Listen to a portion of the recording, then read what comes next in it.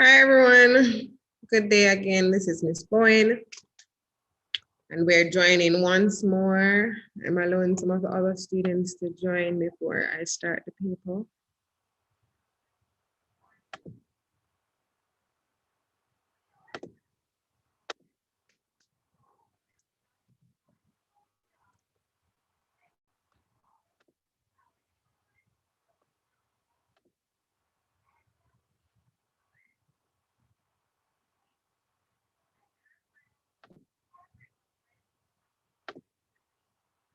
Good day everyone. My name is Miss Boyne. We will be having an important session tomorrow. Dr. Linda Bailey and I will be doing a webinar on developing 21st century skills. What we're going to be looking at tomorrow, we're going to be using the Braining Camp web app. That's a web app with virtual manipulatives, such as base 10 blocks. It has colored tiles, it has geoboard, it has so many features. So we're going to be looking at that tomorrow. I'm also going to be sharing some pre-writing strategies that are important for excelling in the PEP examination, specifically the language arts performance tasks. So that plans to be a very informative session tomorrow. Also, I'll be looking at different features of the introduction, the body, and the conclusion. I hope that we'll be able to squeeze all of that goodness into 2 hours. You know how I am with going overboard on the time, but it's for a good cause. It's very, very, very informative. It's not going to be open to the general public where the admission for the class is concerned. Only 6 selected students were used to do, are going to be used to do this webinar. We met with the students and we are going over the Braining Camp app. And it was just such a good thing to see the students there having fun with mathematics. I know we don't normally use mathematics and fun in the same sentence, but it's very, very good to have the students use that Braining Camp app. I'm still waiting for some other students to join before I go into the ability test question. Sorry about that. One good thing though for us is that the ability test exam has been pushed back approximately a month after the original date. So instead of the examination being on February 23rd, it's going to actually be on March the 25th of 2021. So that's a good thing. So we have more time to prepare. This session where we're looking at the ability test preparation, it will continue through February the 12th. After February the 12th, we'll stop on the ability test preparation. I might continue with performance task preparation. I'm not yet sure what I'm going to be doing as yet, but I'll keep everyone informed. I'm waiting for some other students to join before I can begin. Sorry about that.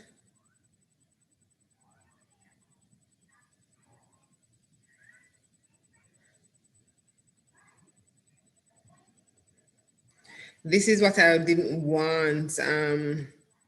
Whereas last minute students are calling and messaging to get onto the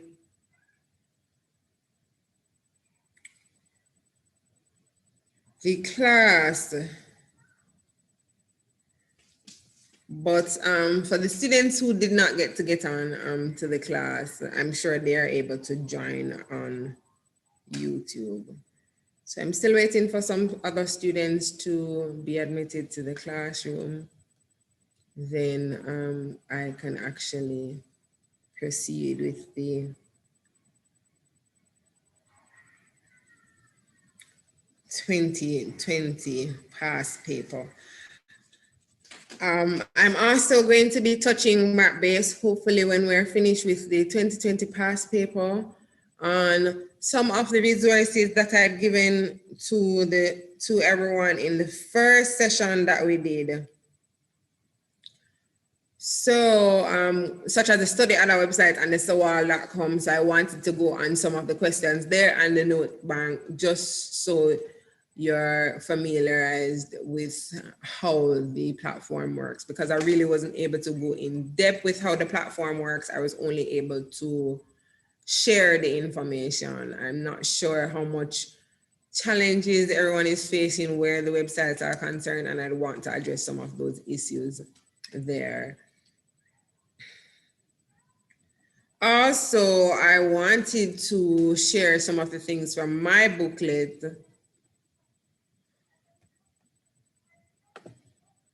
I wanted to share some of the questions from my booklet that I would have created. Those are similar to the 2020 and 2019 past paper, but similarly, or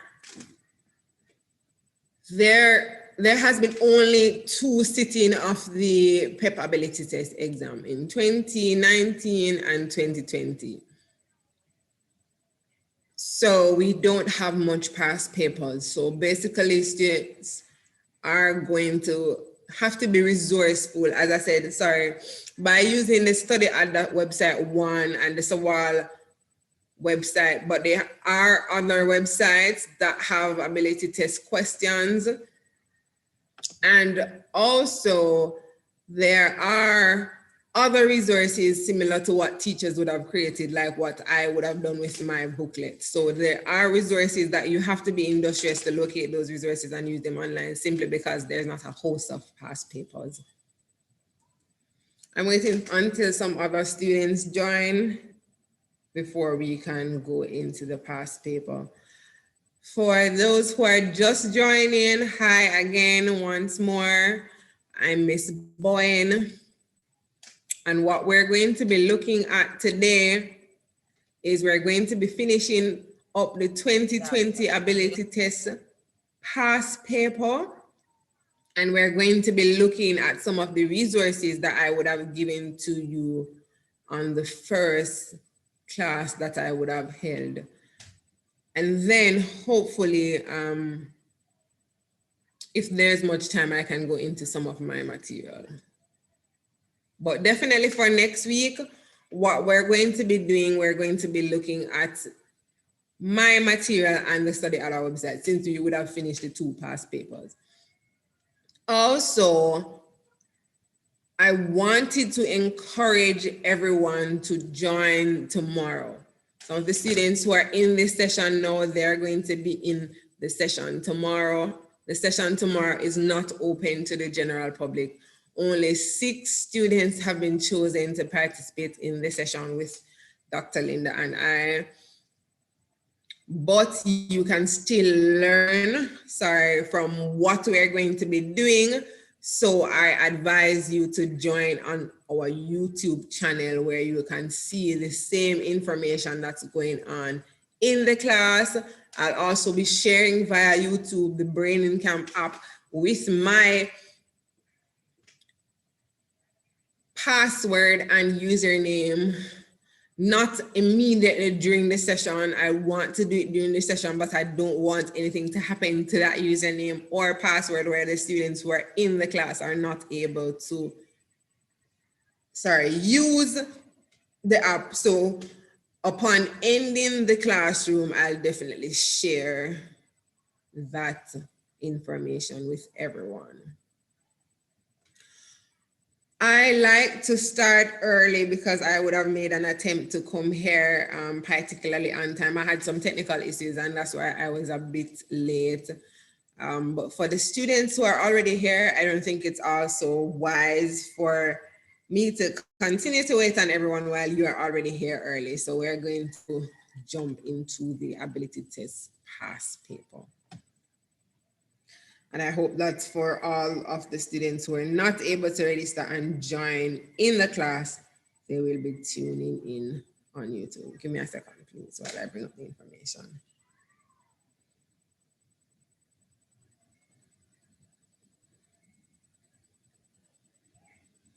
So again, good day, everyone. It's a pleasure to have everyone here today. It shows your commitment to wanting to learn more, and just specifically trying to get the best resources or to get the best help and support that you can get to excel in your examination. Give me a second, please.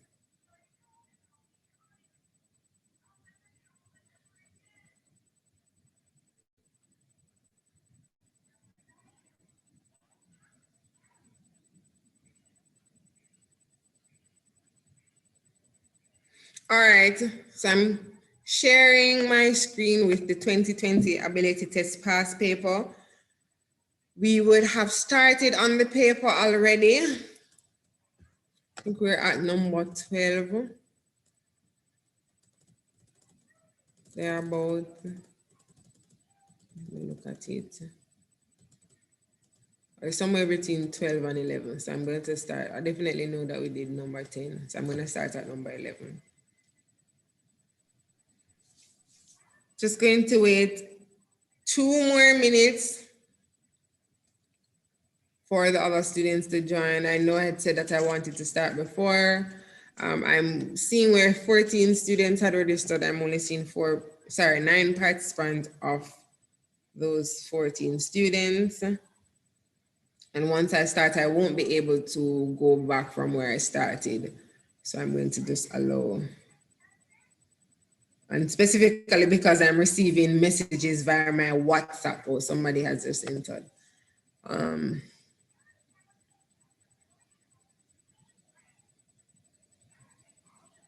Yeah, so students are actually messaging me via WhatsApp, and I'm not able to assist at the moment because I would have posted the link prior from about Wednesday this week for the students to join or register, so they were able to join.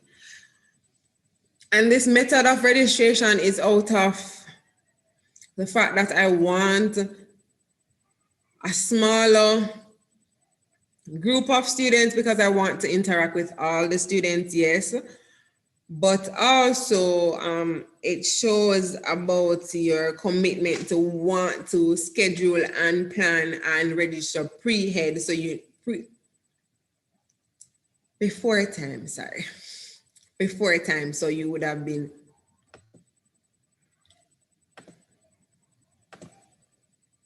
having this event or meeting done as something you're looking forward in the week rather than just doing it sporadically. So that's something that I wanted to address. As we said, we have, as I said earlier, we have 2 more of these sessions, but more importantly, we have a very, very interesting session tomorrow with Dr. Linda Bailey. She's not based in Jamaica, she's based in the US. She runs the Reggae Math Foundation, and she's lending her support to us, and that is, I'm extremely grateful for her efforts, and particularly because she has introduced us to this wonderful app called the Braining Camp app. I think you can sign up and get a 30-day trial. I would have had not an unlimited access to via my username and password, but I would have had an extended access because I would have purchased the app or purchased a subscription on the app. So I'm going to be sharing that app in the link. You can sign up for the 30-day trial. As I said, as a token tomorrow for the students who attend, I'm going to be sharing my username and password. where those students are going to be able to access the extended period similar to what I have, sorry about that, on the Braining Camp web app. All right. I think it's befitting that we can actually start the paper now. So if you're seeing, I'm going to zoom in. These papers are scanned from the original copy. Some of what you're seeing might be blurry. I'm going to be sharing, hopefully I can share the actual document in the chat so you're able to follow on your own devices. Yes, so I can share the file in the chat. I'm going to go ahead and do so now so you can share from your, you can follow from your devices. All right, so I'm going to the document and I'm going to be sharing it via the chat.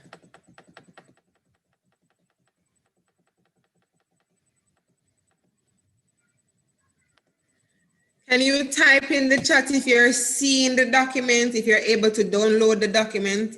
It says that the file was sent successfully. It usually says that, however, sometimes, okay, yes, Michaela is saying that she's actually able to see the document. You can go ahead and download. Ruth is also saying that she's seen the document.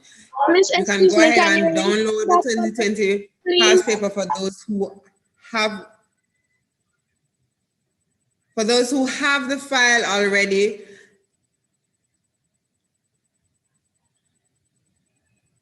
Some students are saying that they don't see the file. It's probably because you're using a device that the file is not able to be downloaded on. That's why you're not able to see the file. Some of the students have the, okay, I'm breaking up. I'll wait a little bit.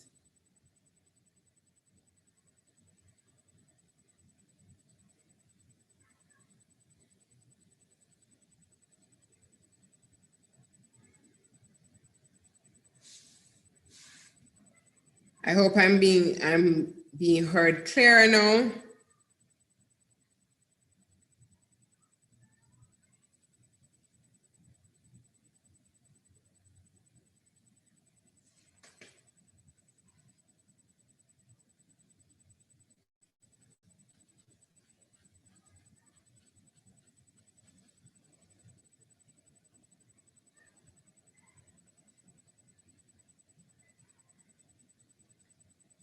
All right, I hope I'm being heard clearer. I would have sent the document, it's the same 2020 ability test paper that I would have sent last week. I'm not sure if you were able to reach out to me via WhatsApp. I would have sent that document to you for everyone who had reached out to me on WhatsApp. I'm going to be sharing the document once more in the chat. I'm not sure what is the issue with some of the devices where they're not able to download the document, but for those who are able to download the document, you can go ahead and download the document. For the students who are not able to download the document, I'm going to be sending my number in the chat and you can send me a WhatsApp message and I can send you the document via WhatsApp. All right, that's the most that I can do at this point in time. Yes, it's the PDF. So if you're not seeing it clearly on my screen, you can open the document on your device and follow. All right, without no further ado, we're going to jump into the questions. Yes. All right, so it says for item, and we're starting at number 11 simply because we had done the previous questions in the last session. I can share the YouTube video and you can follow from there, but I'm not going to be starting from number 1 simply because of time constraints and I want to do some other things other than this paper for today. All right, so it says for item 11, examine the words closely, then select the correct sequence in their size. So I want you to respond via the chat. I'm waiting for some students to respond via the chat. I'm seeing information in the chat already. I want you to think about your answers and carefully construct your answers before you send them in the chat. All right, I'm seeing an answer from Ruth in the chat. I'm still waiting for the other students to go ahead and give me some response in the chat. I'm seeing another answer from Elizabeth Rapley. I'm waiting for the other students to respond before I give the answer. All right, let's look at the words in the rounded rectangle. So the words that are there are country, village, county, and parish. All right, so the country is what we would live in. That's the main body of landmass that we're living in. That's the country. And inside the country, for Jamaica, it's divided into parishes. Well, not parishes as yet. I think I made an error there. So the country is divided into counties. Sorry about that. And the 3 counties in Jamaica are Cornwall, and that's coming from the west side. So it's Cornwall in the middle, there's Middlesex, and to the east, it's Surrey. So it's Cornwall, Middlesex, Surrey. And in these counties, we have different parishes. So it would be country first, and then in the country, we have the different counties, which are 3 counties in Jamaica. Sorry about that. And in these counties now, we'll have the different parishes. And clearly in these parishes, we'll have villages. So I'm looking for the answer to be 1, 3, 4, 2. Let me see if there's an answer there. 1, 3, 4, 2. All right, so it's actually going in the opposite direction. So it would be 2, 4, 3, 1. Let me see who has that answer there. 2, 4, 3, 1. Yes, I'm seeing that answer there in the chat from Miss Fullerton. Kemania. It's Kemania. Is it Kemania? Let me also see. Yes. So let's look at the answers. As I said, even though we think we have the answers, it's always good to look at all the different options that we're given just to make sure that our answer is in fact correct. So let's look at A. A says 3, the county first, and then the country. No, that's not the correct answer. Obviously, the country is the larger body. Let's look at B. 2, which is the village, and then 3, which is the county. Yes, but in that case, we're skipping out the parishes. So we know that the village, yes, is in the county, but the village has to be in the parish before it's in the county. So we're ruling out B. Let's look at C. So first we have the country, which is 1, and then after the country, we have the village. No, that's not the correct answer either. So we're settling at D. So the correct answer is D.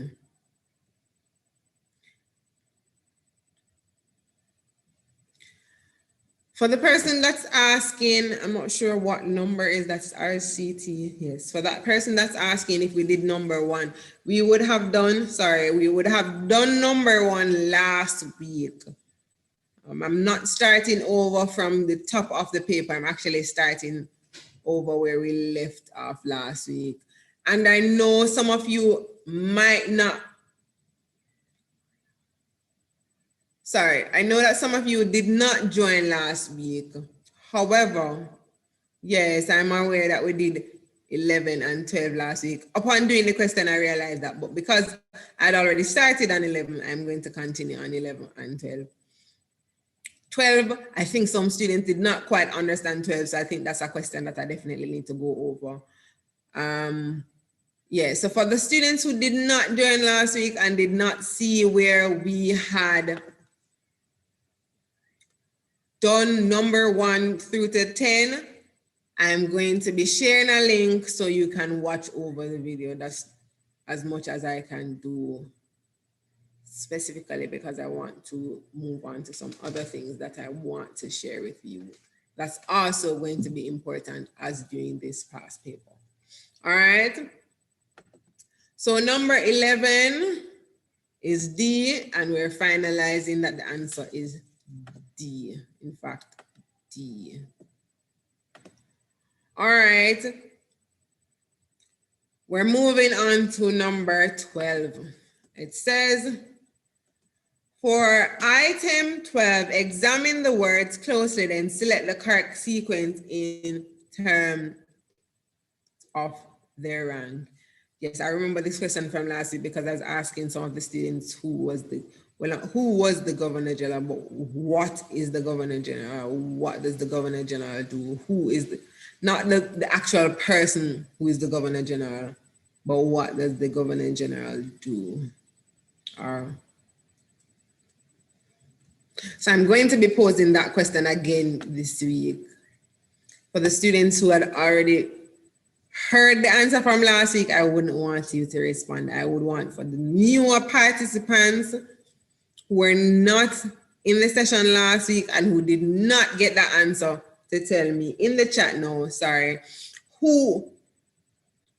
not who the person is, but what does the Governor General do, or what is the Governor General's role or responsibility? I'm looking for that information in the chat.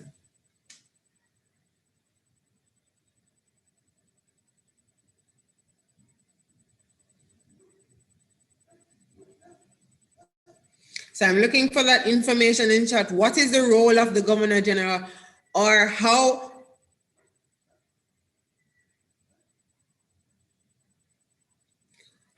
do you know what the sequence is? So even if you're telling me what the sequence is, I want you to. Yes, Miss Cooper, somebody is going to be responding.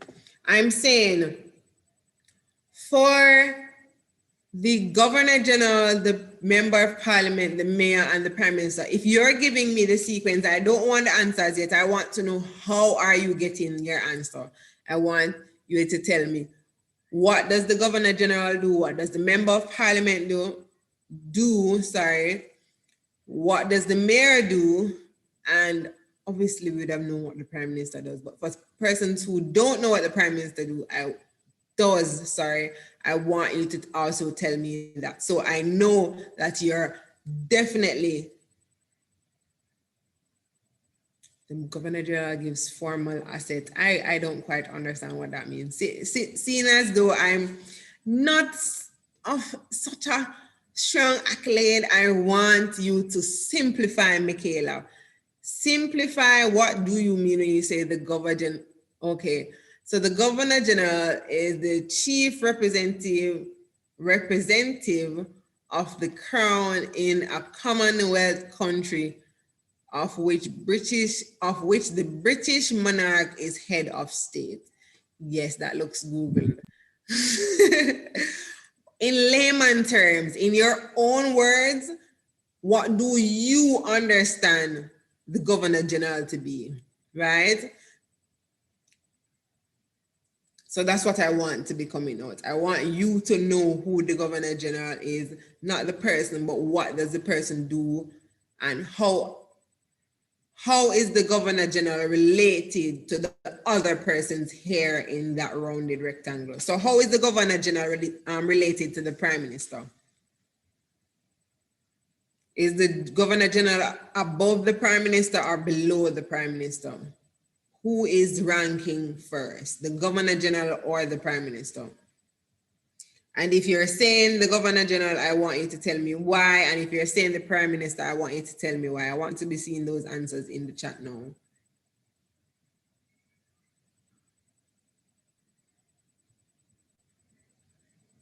I'm looking in the chat, I'm not seeing a response as yet. Yes, and I'm asking these questions specifically because I'm the teacher who does not care so much for the answer. I do like the answers, but I want to know that you're giving the answers because you know what you're doing. I don't want you to guess. And if you are not able to explain to me how you got your answers, more than likely you're guessing, right? Because if you're definitely sure of how you got your answers, you would be able to come up with some form of an explanation. So I want you to go inside the thinking box in the brains, and I want you to tell me, how do you know which of these persons are ranking first and which person is ranking last? I think this question is very particular because a lot of students tend to ignore, not so much political affairs, because this is not so much political affairs. This is just general knowledge that you live in a country, and in this country, you should know what the Governor General does, what the Member of Parliament does, what the Mayor does, what the Prime Minister does, all right? So I'm seeing something there from the students now. Let me see what's going on. So the Prime Minister is higher than the Governor General because the Prime Minister is the head of country. Is that so? Let me see something else. The Prime Minister is higher because the Prime Minister is the one who rules the country, and the Governor General is like an assistant to the Prime Minister. Is that true? All right, I'm waiting for some other responses before I can debate that. But it's very good to see what you think, right? And then if it's necessary, we can make further clarifications. Because I think some students are still not aware of what the Governor General does, what the Prime Minister does, what the Mayor does, what the Member of Parliament does, because they're thinking that these information are for solely adults, and I don't need to know this information because I'm a child. So I'm seeing a lot of persons there saying that the Prime Minister is higher because the Governor General is the head of state. The Prime Minister is working day by day and have a huge responsibility. Very true. But and even though the Governor General might not be seen so much on TV as the Prime Minister, whereas the rank is concerned, I'm not quite sure we have it all figured out. All right, so I'm waiting for some other students to respond. Please, even if you don't know what the answer is, I want you to make an attempt. Please make an attempt to answer the question. I am not interested in correct answers. I'm more interested in your understanding what we're doing, right? So I want to see some of the other students who have not responded or who have not posted anything in the chat. It's a very interactive session. I want you to leave the session with knowing information and understanding what you're doing. So I want you to respond. And even though these answers might not be correct some of the times, it's still okay. I'm not going to penalize you for incorrect answers. And that's how we learn, when we say things that we might not know, but then somebody corrects us and tells us this is what it is. So that's how we learn, right? So it's always good to share what you think you know, and if somebody needs to clarify that, then they can clarify it so you can have a better understanding, rather than going off with the things that you think you know and they're not correct, right? And as I said, to be correct or incorrect, that's not a state of where you are going to be eventually, right? So it's not an issue if you're incorrect, right? Most of the persons who have figured it out and is correct now, they were already incorrect before, and then they worked along to get the correct answer, to get where they need to be. All right, let me look back in the chat here. So it says the Governor General is the head of the country because he represents the Queen. The Prime Minister reports to the Governor General, who reports to the Queen. All right, that person with the Chinese Mandarin looking name has figured it out. I want you to change your name change the name so I can respond to you according to your names. I don't know what the letters and the numbers are. I can't respond to you. For ease of communication, I would want you to change, even if it's just your first name and not your entire name, change your name so I can respond to you accordingly, all right? So that person there who says that the Prime Minister reports to the Governor General, who reports to the Queen, is in fact correct, right? So we have the Prime Minister not at the top, but the Governor General is ranking more than the Prime Minister, simply because Jamaica is a colonial country, and even though we have been known as an independent state, we still have to answer, or still, it's answer, yes, we still have to answer to the Queen. The Queen is still the head, and then as the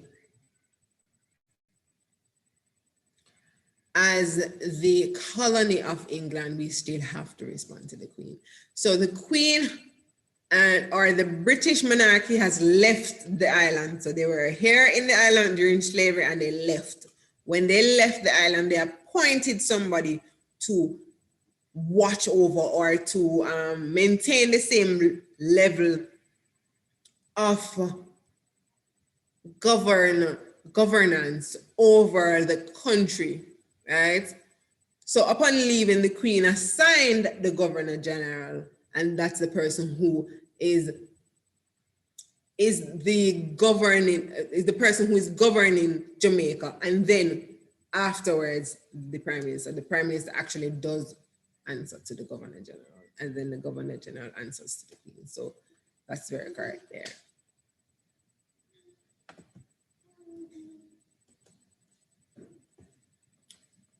I'd have to change the meeting settings. Please do not announce on the screen. All right. So I'm seeing some information here about the mayor. So the mayor is the head of the parish council, and the mayor is responsible for the parish.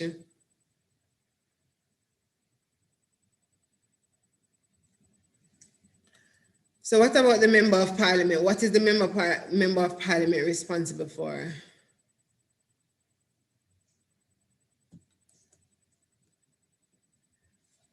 Let me see some answers coming out there so we can better be able to answer our questions. And this is it for most of the questions, especially for questions that are very challenging, such as this one, where we have to know who is ranking first before we can select an answer. So we have to be debating who is ranking first before we can actually come up with the answer. So we know the first two ranks there, that the Governor General is ranking higher than the Prime Minister, right? What about the Member of Parliament and the Mayor? Who is going to be ranking more? Or at a higher, who is at a higher rank? Is it the Member of Parliament or the Mayor? Let me see some answers coming there in the chat.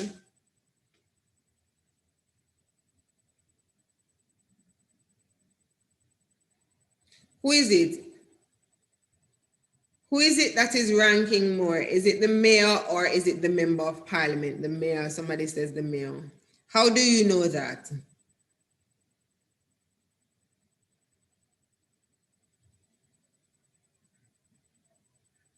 How do you know that the mayor will be ranking more than the Member of Parliament? Somebody says that the Member of Parliament is higher than the mayor. How do you know that?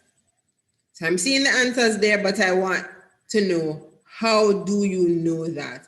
How do you know these answers?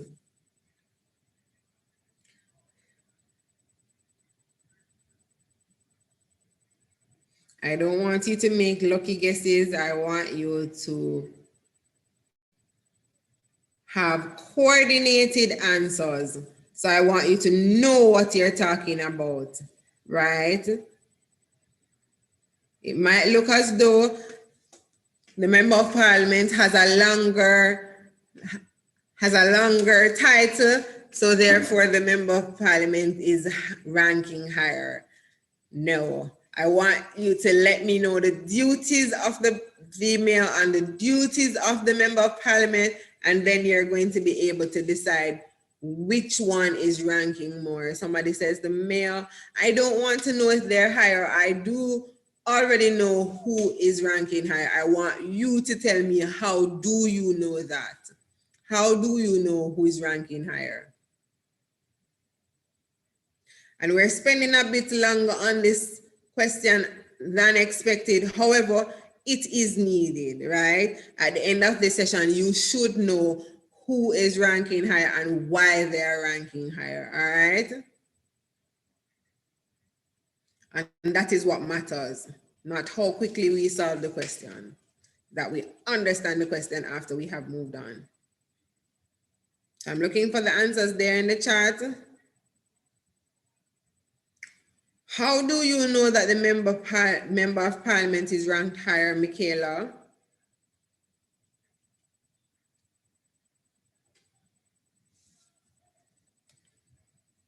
So the member of parliament represents the constituents.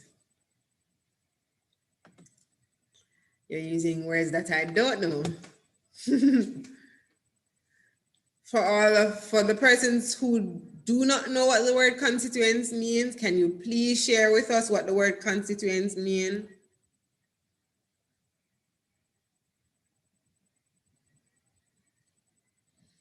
What do you mean that they're responsible for the constituents or constituency?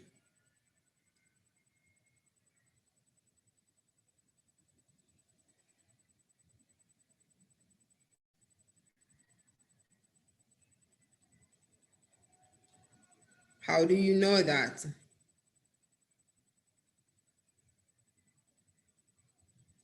See, if I had just said, give me an answer, we would have been moving on, and then we wouldn't have known why we chose the answer. I think we would have just said an answer and moved on, but I want you to know. I want you to know why you're selecting these answers. So the MP makes sure that we have light and fix the roads. Okay, fair enough. What does the mayor do?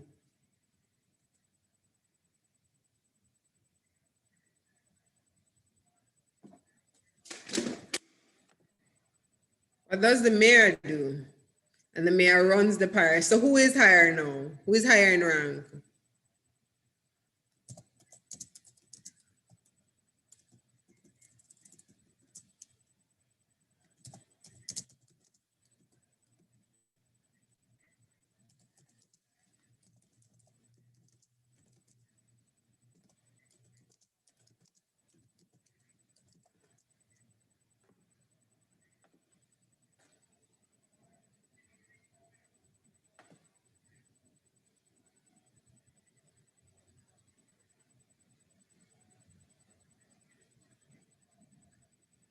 All right, I'm going to be sharing something which is called the table of precedence.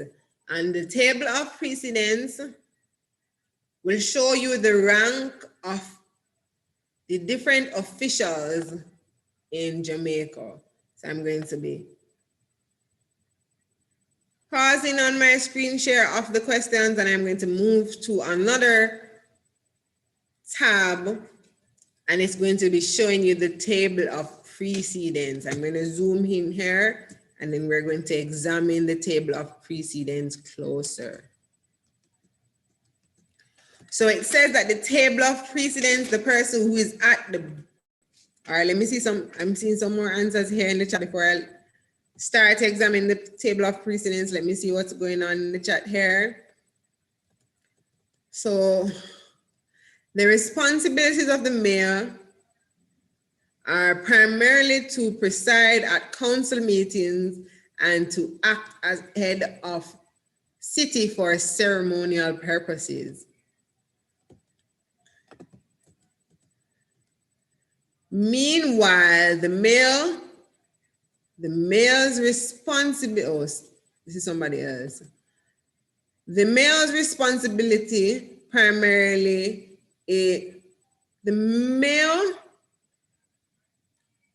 Okay, I think there's an error with that sentence.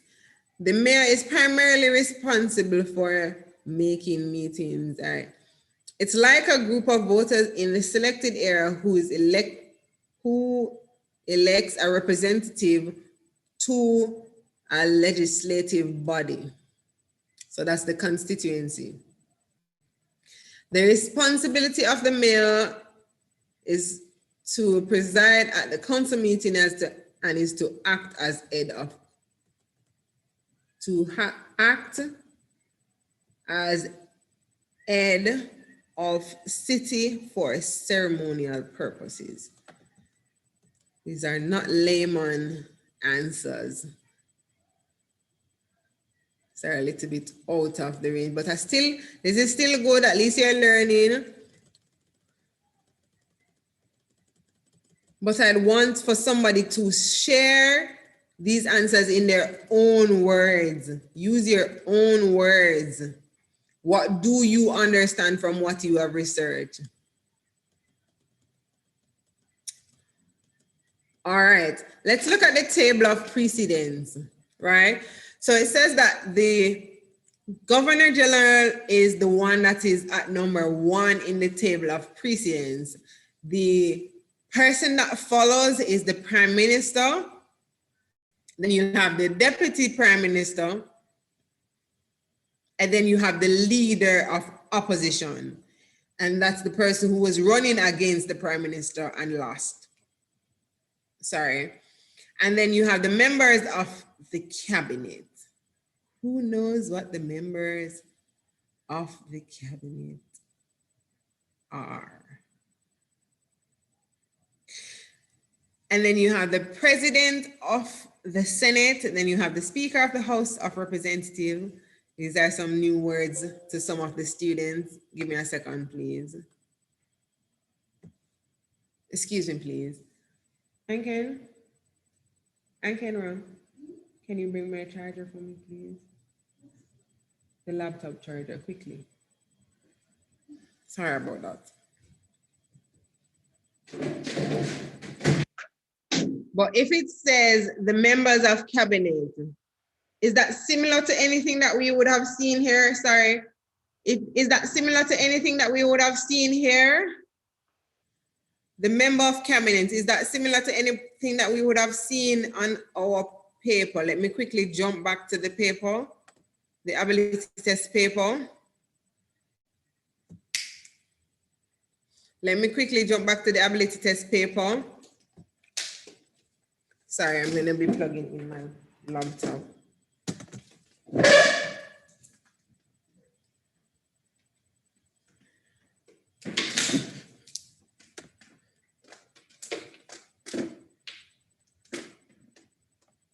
So I'm jumping back. Sorry about that. I'm jumping back.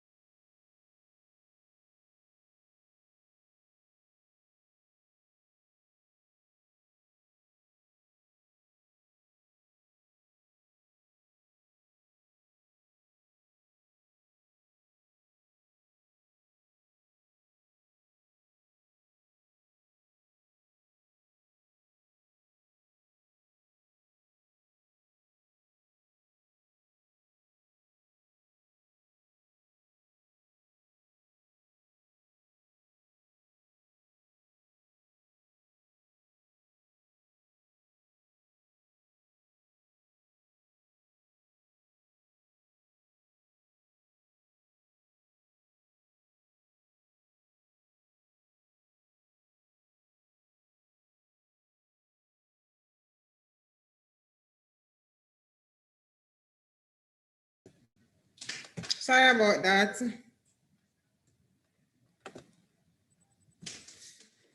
Sorry about that. My computer would have shut off.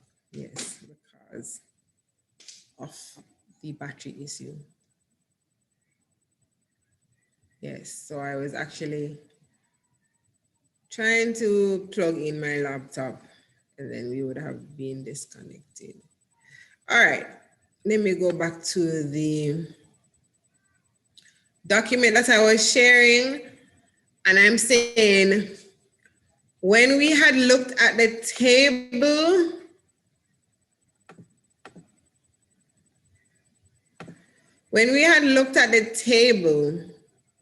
let me zoom back in. All right, when we had looked at the table of precedence, we saw that there was the member of the cabinet. So I'm saying, which one of these individuals here in this rounded rectangle would have been the member of cabinet? I'm looking for the information in the chart.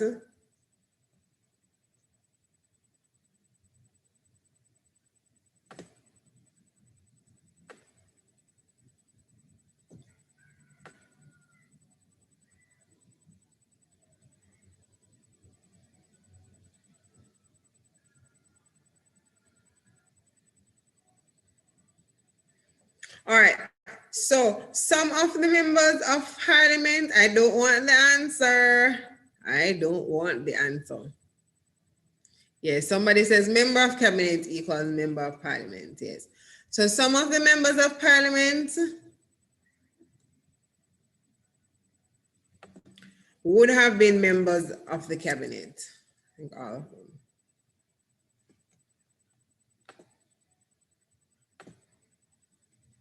Let me get some additional information where that is concerned.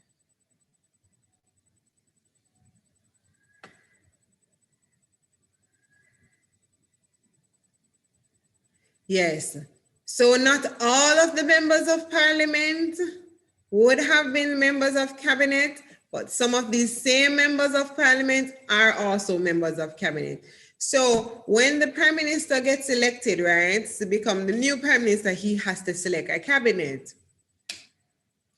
And these are the persons that are going to be responsible for the different ministries, right? Similar to the Ministry of Labor and Social Security. I'm not going to ask you who is the Minister of Labor and Social Security, although you should know, which is Carl Samuda, and then you have like the Minister of, I'm going to be sharing my screen. I'm going to be sharing some information to show you who are the members of cabinet. All right, so we're going to look at the members of cabinet, and the first person there is the Honorable, or the Most Honorable Andrew Michael Holness. He's going to be at the head of the cabinet because he's the person who's selecting the cabinet. He's the head of the cabinet, not the cabinet. And he will be, or he has selected Odisha to be the Minister of Industry, Investment and Commerce. Christopher Tufton, or the Most Honorable Dr. Christopher Tufton, would have been the minister, I'm gonna have to slow down, of Health and Wellness. I'm sure you would have known about Dr. Christopher Tufton simply because of the COVID virus, and he's appearing so much on the TV. So for some of the other ministers of cabinet, they're not so familiar because they have not been appearing on the television most often. And then we have the other ministers here. I can share the link so you can see the members of the cabinet. I'm going to share the link in the chat. And yes, this is something that you should know. Yes, because you live in this country and you will always, well, there will always be members of cabinet and members of parliament. And in order for you to have productive and articulate conversations, you would know these things, right? So I don't want to, I want these to be I'm sure everybody would have known Minister Favour Williams. She's the Minister of Education, Youth and Information, and some other members of cabinet here that you're familiar with, right? I'm going to be sharing the link in the chat. And I'm saying, although you're children, you should know these things because you live in this country. And in order for you to have articulate conversations that are wide and broad and shows that you're very intelligent, you'd want to have these things in your vocabulary. Members of cabinet, governor general, those are words that you should be privy to since you want to. And I'm assuming all of you want to become very, very productive members of your society, and you also want to be very articulate in what you're doing, right? So on Monday, when you have a conversation with your other peers at school, you might want to ask them, do you know who's the Minister of Transport and Mining? And you're like, why do I need to know that? Yes, you need to know that. And we can say, yes, we know that it's Robert Montague. And then, do you know that Kamina Johnson-Smith is the Minister of Foreign Affairs and Foreign Trade? And somebody said, how you know that? Because, right? So these are the little conversations that I want my students to be having, right? So I'm going to be sharing that information in the chat. And I know some students are eager to jump onto the answer, but we have to cover some more things before we go to the answer. So I've shared the link in the chat, and I'm going to stop this screen share, and I'm going to go back to the table of precedence that shows you the rank of all the persons, the dignitaries in Jamaica. So we have the Governor General ranking at the top, and then after the Governor General is the Prime Minister. We have some other persons that we're not concerned with at the moment because we're only thinking about the 4 persons there in the question: the Governor General, the Prime Minister, the Mayor, and the Member of Parliament. So let's go down and look at it. So we know that the members of Cabinet is ranked 5th. Let's look at the other rankings. So we know that, let's look for Minister of State. We have some other more persons ranking. We're looking for male. Members of the House of Representatives, I don't even know some of these persons. I'm telling the honest. Well, the truth is honest, so I'm being honest. And there we have males at 32. Wow, the mayor is really down on the list. Yes. So the mayor and the chairman, the chairman, wow. I made an error there. The plural of man is men, not men. The mayor and the chairman of parish council are there at 32.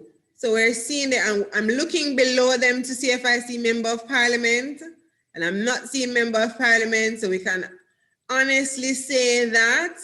I think this is what a lot of students were waiting for. I can end the screen share now and jump back to the question. So the ranks there are, we know that the Governor General is ranked 1st, then the Prime Minister is ranked 2nd, and then we're going to safely say that the Member of Parliament comes before the Mayor. All right, then. So students who wanted to give me the answer, you can rush to the chat now and give me the answer. Now that we've tied that up there, and we could not have gotten to the answer unless we had gone through that elaborate political or yes, it's not political, but just general knowledge, because as I said, these are things that you should know, right? So let's look at the ranks there, and I'm doing it in an opposite direction from what it would have been in the answer I'm seeing there, because it's the same direction because I'm seeing 3 to start with. All right, so I made an error there. I'm doing it in the same direction.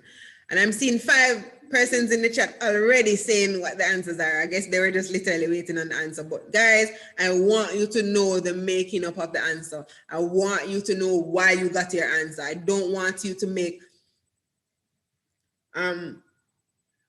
misjudgments or to make wild guesses. I want you to know specifically that this is my answer because I know that the Governor General ranks over the Prime Minister. I know that after the Prime Minister comes the Member of Parliament, and I know that the Mayor is falling behind all of these persons simply because of their roles and responsibilities. So I want you to know how you got your answers, not just to give me an answer. All right. So we know that the Governor General is first. So let's look at number 3 being first. And then we know that after 3, 1 comes because the Prime Minister is following. And then afterwards, then it's 4. And then we know that the Mayor is the least ranked out of all of these persons. So 2. All right, let me look at the answers. A says 3, 1, 4, 2. I think A is our answer. But let's look at the other answers just to make sure. B. 4, the member of Parliament could not be ranked over the Prime Minister. So we will move on to letter C. C starts with the Governor General, but it moves to the Member of Parliament. And we know that after the Governor General is the Prime Minister. So we know that that's not our answer. And let's look at D. Clearly the Mayor is not first, and then the Governor General does not follow the Mayor. So we are settling on A to be the answer. I think everybody is saying A as the answer. Yes, I'm seeing a lot of A's here in the chat, and I'm also seeing the correct sequence here. Very good, everyone.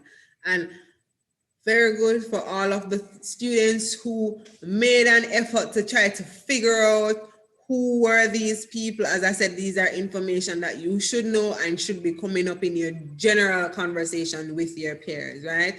You're not too young to know who these persons are. All right, with no further ado, we're moving on to question 13. So it says that for item 13, select the most appropriate word to complete the sentence. I think we did this last week as well, but let's do it over again. Water keeps the body dash, especially when participating in sports. I'm not even sure if I did it last week. I think I've looked over this paper so much time that I think of these answers in my sleep, and I'm seeing the questions in my sleep. And I'm like, oh, water keeps the body. Oh, I'm dreaming. All right. Yes, I think I'm always looking at these questions. And as I said, I would have created a paper similar to this paper for my own booklet. So I'm always looking at this paper. I'm seeing the chat going on fire. I think people just like to give the answers. I'm not the teacher who loves the answers. I want to know how you got to your answer, because anybody can provide an answer, but not everyone can give an explanation to how they got their answer. And I know that sometimes you might get your answer and you're like, I really don't know how to explain how I got my answer, but it's always good to try to figure out how to explain, because if you're supposed to explain to someone, that this is my answer, and they're asking you how you got your answer, and you're like, because I just know, that's not a very good explanation, right? You want to elaborate and go into why you know your answer. All right. So I'm seeing some answers there in the chat, and everyone is saying hydrated. Let's see. Let's fill in all the answers and see which one is the most appropriate to complete the sentence. Water keeps the body thirsty, especially when participating in sports. No. Water keeps the body clean, especially when participating in sports. I think that one really, I think that one is really close. It's really tricky, because water does keep the body clean, but it's when participating, I think that's the part that's the deciding factor when it says when participating, because while you're participating, you don't want to necessarily keep clean. After you have participated in the sports, you want to keep clean, or you want to get yourself clean. So I think that eliminates that answer. Water keeps the body hydrated, especially when participating in sports. And I think a lot of us are familiar with doing that, because when you're jogging, you bring your water bottle along. So because why do you bring your water bottle along? Because you want to stay hydrated. So I think it's safe to say that C is the answer. However, we still have to look at D. Water keeps the body healthy, especially when participating in sports. Water does keep the body healthy, whether or not you're participating in sports. So I don't think that is the most appropriate one. I think the most appropriate answer here is hydrated, right? Because while you're participating in sports, you're losing some of that fluid through sweat. So therefore, it is best that you keep yourself hydrated while you're exercising. So I think it's safe to say that the answer is C. Okay, so the answer is C. Somebody says, the body needs water to function properly, especially when you are training for sports. Very good. Water keeps the body hydrated, especially when participating in sports. Very good. I'm seeing a lot of C's. I'm seeing hydrated. Everybody is hydrating. Hydrated, hydrated, hydrated. C. Very good. Very good, everyone. For the students who are not yet participating in the chat, please do so. You learn so much by participating. And I'm saying again, even though your answers might not always be correct. Correct answers are not always the way how you learn. Sometimes you learn from your incorrect answers. Please, even if you have to send me a direct message because you're shy for whatever reason, please respond. I want you to be participating. As I said, I would have narrowed down the amount of participants in the class because I want to be interacting with everyone. All right. It can't be thirsty because it's the opposite of hydrate. Thirsty, hydrate. Okay. Yes. So if you're already participating and drinking water, you can't be thirsty. Very good. If you don't know what thirsty means, think about when your mouth feels dry, like me now. That thirst and water and water, that's thirst, and water does the opposite of that. Very good. You see the person who responded. Very, very good, Elizabeth. I want to see the response, students. I want you to be participating. For students that I don't see your name appearing in the chat, please respond to something. It cannot be that you don't know anything. And even if your answers are not correct, I still want your answers, okay? Let's move on to the next question. For items 14 and 15, read each sentence carefully, then select the correct response. Jackie's mother's, wow, I think this is something that's going to be confusing. And when we see these confusing questions, what's the first thing that we do? We break up the question in different parts, right? So it says, Jackie's mother's sister has a son. All right, I'm not going to read the remaining part of the sentence. I'm only going to be processing the first part first. Jackie's mother's sister has a son. All right, let me read one more time.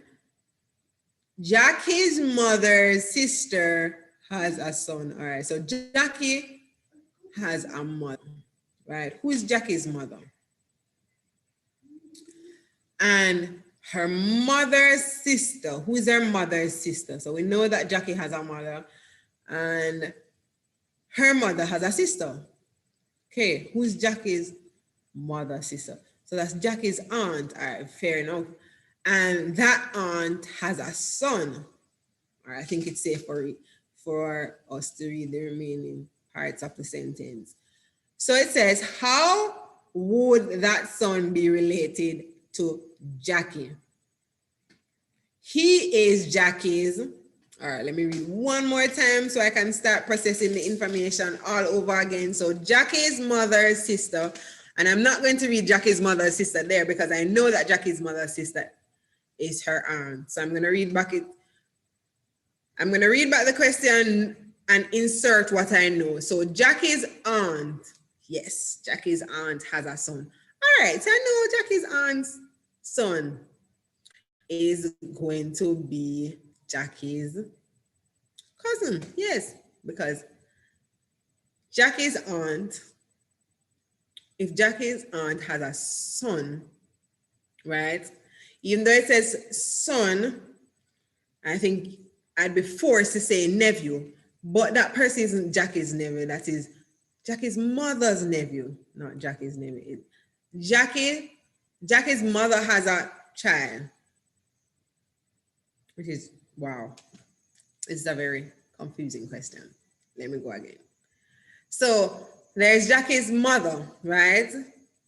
And Jackie's mother has a child, right? But her sister also has a child. So those two children are going to be cousins. Yes, I think I've got it. All right. So that person is Jackie's cousin. It's not Jackie's brother because that person, in order for it to be Jackie's brother, Jackie's mother would have to be that child's parent. It can't be Jackie's nephew, as I said, because the nephew is to the mother. So that son, it's Jackie's mother's nephew, but not Jackie's nephew, right? And the only way that that person could be Jackie's uncle is if that person was Jackie's mother's brother, right? So I think we're narrowing it down to say that if Jackie's mother has a child, whether it's Jackie or another child, and Jackie's mother's sister, which is the aunt, has a child, then those two children are going to be cousins. Oh, who's confused? I am. Let's go over it once more. Jackie's aunt has a son, right? So the mother has a child and the aunt has a child. And how are those two children related, right? So Jackie would be related to that child because Jackie is the child's cousin, right? I think everybody is following now. Yes. So there's two individuals, two parents, the mother and the aunt. The aunt has a son and the mother has a son, which is Jackie, right? And those two children are related because they're cousins. Very good. So the answer is B. So for all of the students who had B, that's the answer.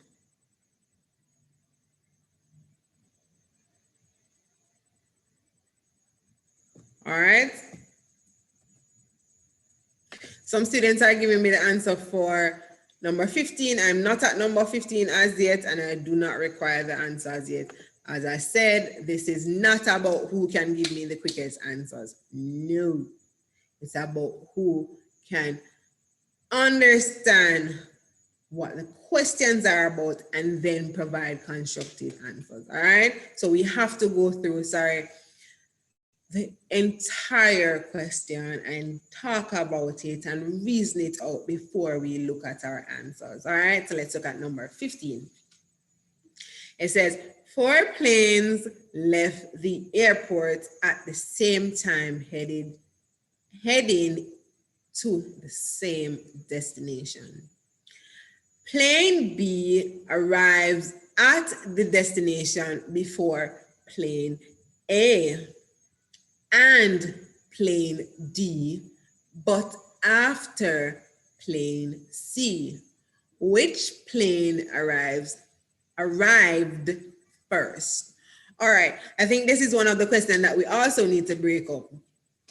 So let's break up this question into different parts. So the first part is that there are 4 planes and they left the airport the same time or about the same time and they're going in the same direction. So that's the first part. Processing. Processing. So plane B arrived at the destination before plane A and plane D. So we know that plane B is first. And then after plane B, then comes plane A. And then plane D comes afterwards. So it's plane A, landing, plane B, landing, then plane A, then plane D. However, all of these planes arrive after plane C, specifically because we know that plane A and D came after plane B, and we know that plane C came before plane B. We're seeing a lot of planes. All right, which plane arrived first? Let's go back again. So we know that B came, A came, D came, but before all of them came, C came. So let's bring in back the planes again. C, B, A, D. All right, so the plane that came first was plane C. Yes. I don't think we need to look at any other answer there. I think that's pretty obvious that B came, then A came, then D came, but before all of those planes arrived, C would have came before all of them. Yes, so plane C is the answer. Let's move on to the next question. All right, it's a passage. Let me read the instruction. Read the passage carefully, then select the best option in items 16 to 18.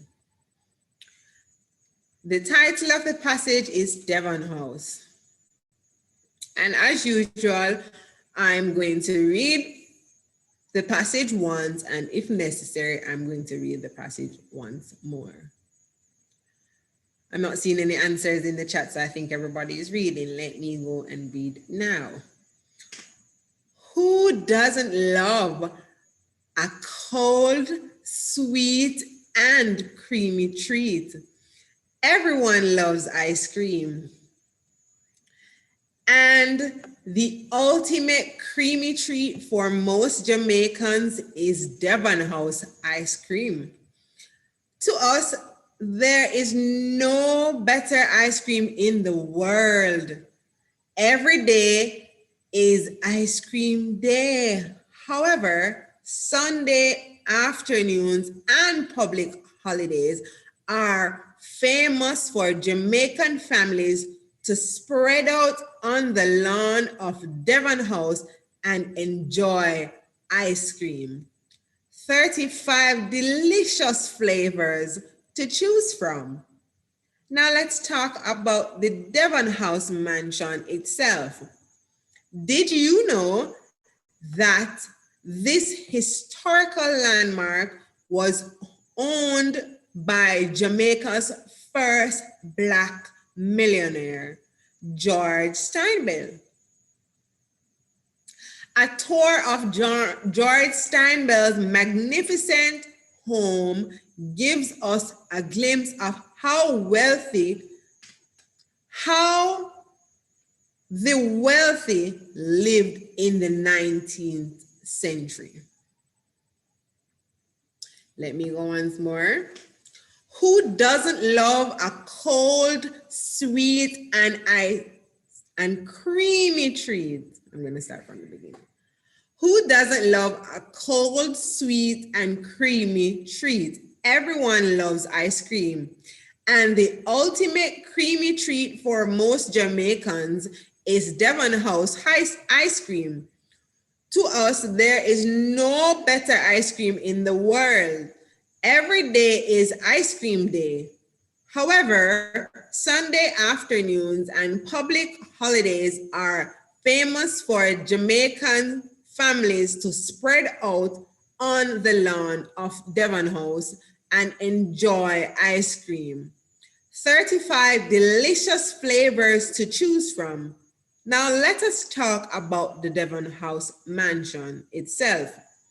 Did you know that this historical landmark was owned by Jamaica's first Black millionaire, George Steinbell?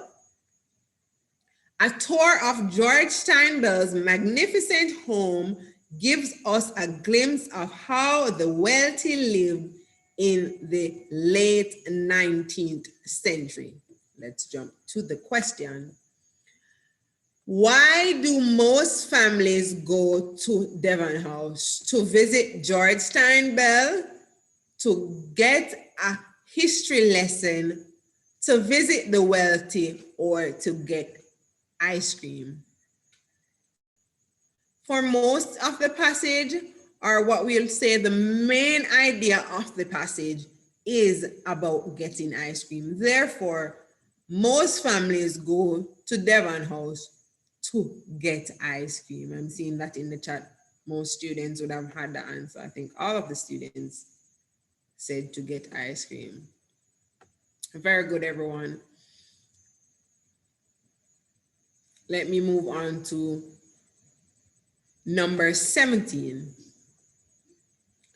It says, which of the following is implied by the passage?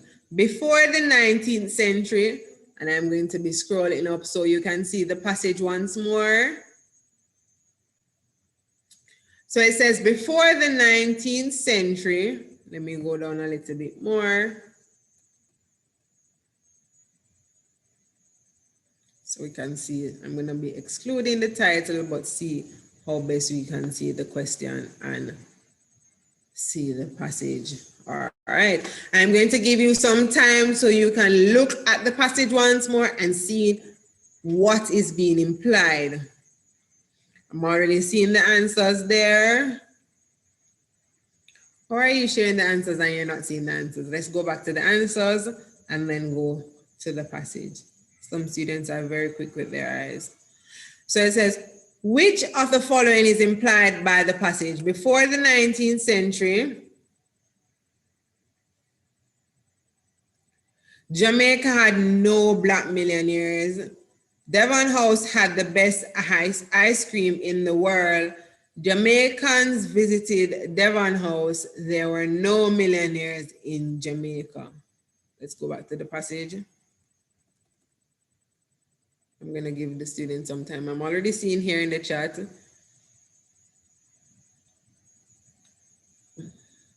So what is implied? Even when we talk about implied, we're saying that it's not seen clearly. However, based on your reading, this is an assumption that you can make, all right?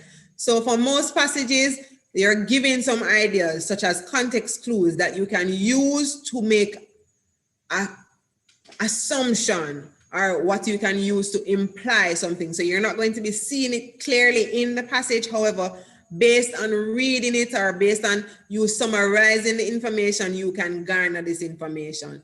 So let's zoom in there on the passage. So it says that Jamaica's, let's look at the sentence about Jamaica's first Black millionaire. It says, now let us talk about Devon House mansion itself. Well, those are two sentences, but let me start from the paragraph. Did you know that the historical landmark was owned by Jamaica's first Black millionaire? And we can stop there to say that even though it didn't say that Jamaica had no Black millionaires, it said that he was the first Black millionaire. And from it said that he was the first Black millionaire, we can assume or imply that there were no other Black millionaires before George Steinbell. So therefore, I think it's safe to say that before the 19th century, and then we looked at this latter part of the paragraph, one more clue to tell us that there were no Black millionaires before. It says that a tour of George Steinbell's magnificent home gives us a glimpse of how the wealthy lived in the late 19th century. So therefore, we know that this is the 19th century we're talking about, right? So therefore, before the 19th century, we can safely say that there were no Black millionaires in Jamaica, because we know that George Steinway was the first, it said that the first Black millionaire. So it's safe to say that before the 19th century, Jamaica had no Black millionaires. We can't say that there were no millionaires at all, because it did not say that. That's not a good implication, because there might be not Black millionaires, but there might be white millionaires, or white colored millionaires, or Caucasian millionaires, or Chinese millionaires, or Indian millionaires. But it did not say that there were any Black millionaires, because they said that George Steinway was the first Black millionaire. So I think it's safe to say that A would have been her answer. So we have ruled out D. We still have to look at B and C. Jamaica, sorry, it says that Devon House had the best ice cream in the world. Let's go back to the passage and see if that's something that's implied. It didn't say before the 19th century Jamaica had, because we're still thinking that Jamaica has the best ice cream in the world, yeah. So that's not something that we would have implied. And it says Jamaicans visited Devon House. So before the 19th century, Jamaicans visited Devon House. We're still visiting Devon House. So therefore, that's not necessarily a good implication to make also. I think the best one is that Jamaica had no Black millionaires. I think that's the best. That's the best. That's the best assumption that we can make. All right. So the answer is A. Yes. So for all the students who had typed A in the chat, yes, you are correct. I'm seeing a lot of A's there.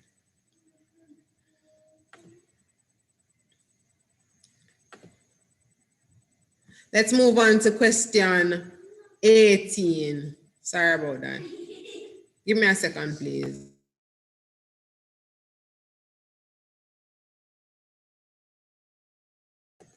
Sorry about that. Let's look at number 18. It says, which statement about Devon House is true? It is only open on Sundays. Based on what we read, it did not say that. We cannot also imply that. So we are ruling out A as the answer. Devon House was built in the 20th century.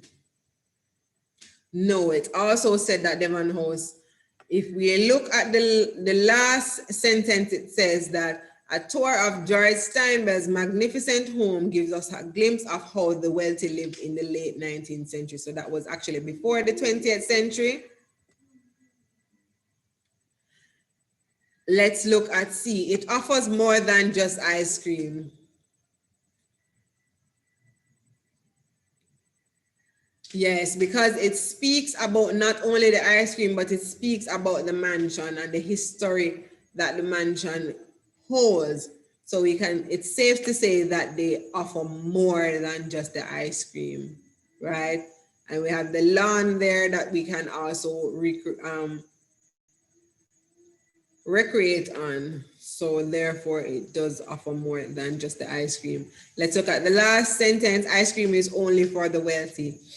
All right, for those who have been to Devon House, we know that it's a little bit pricier than the other ice cream, but surely it's not only for the wealthy.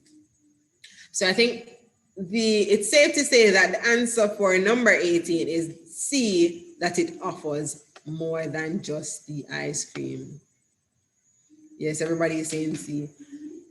Students, you only need to say C once. You don't need to say it 3 or 4 times.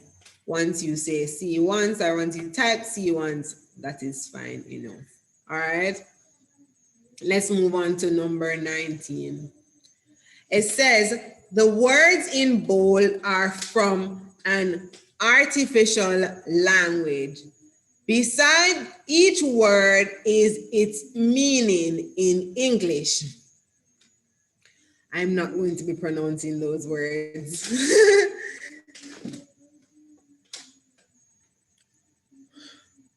I can. It might not be the best pronunciation, but I can attempt. Hoffinsvich. Hoffinsvich means big baby. Rockaflow means night cry, and Offlovich means crybaby. Which word means baby dog? Is it Huffins, Offlo, Vich, Lassico, Offlo, Rockvich? All right, let's examine these words in the artificial language before we move to the answer. So it says Hoffinsvich means big baby. Let me break that up. So I'm gonna say the Hoffins part mean big and the Vich parts mean baby. All right, let's look at the other word in the artificial language. Rockaflow or rockaflow. I'm gonna break it up and I'm gonna say the rock part because I'm actually looking at the next word after. So I'm breaking it up and say the rock part looks like night and the offlow part looks like cry. Yes. So in the next word, it says the offlow, because I would have had offlow already to be cry from the second artificial word. I'm going to say that offlow means cry. And from the first artificial word, I already said that Vich was baby. So I'm going to say Vich is baby now. So let me look at the question. So it says, which word would mean baby dog? So from the artificial language, I would have determined that baby is Vich. I hope everybody's on the same page, that baby means Vich. Because we're looking at Vich in the first and the last artificial word. And the last part of the words are Vich. And the last part of the translated words are baby. So it's safe to say that baby means Vich. So in my answers, I'm looking for the word that has Vich. So I'm going to eliminate the first, which is A, and I'm going to eliminate the third, which is C, because those words do not have Vich. And I'm going to look at B and D because I'm seeing Vich in those two words, all right? Let's look at B. Vich, Lassico, right? So I know that Vich means baby, and it's actually at the first part of that word. So I think I'm leaning more towards B, but let me look at D. Vich is at the last part, and I'm sure that baby is not, it's not dog baby, but it's baby dog. So I'm looking for something at the first part. However, the one thing I'm going to use now to rule D out is to say that from the artificial words, I would have seen where rock would have mean night, because I would have had offload to be cry. Because when I'm looking at the last word there in the artificial language, offlow means cry. It started with cry and then Vich means baby. So I can safely say that for the second word, I would have known that night was rock and then offlow would have been cry. So I can look at my answers to say that D is not going to be my answer, because if I'm translating D, that would mean night baby, because rock means night. So, and we know that Vich means baby, so it would have been night baby if I'm supposed to make that translation. So our answer is B, So we can safely say that bitch means baby and lassico means dog. So the answer is B. I'm looking in my chat there to see if those are some of the answers that I'm seeing. I'm seeing varied answers, but the answer, in fact, is B. And because I'm seeing so much varied answers,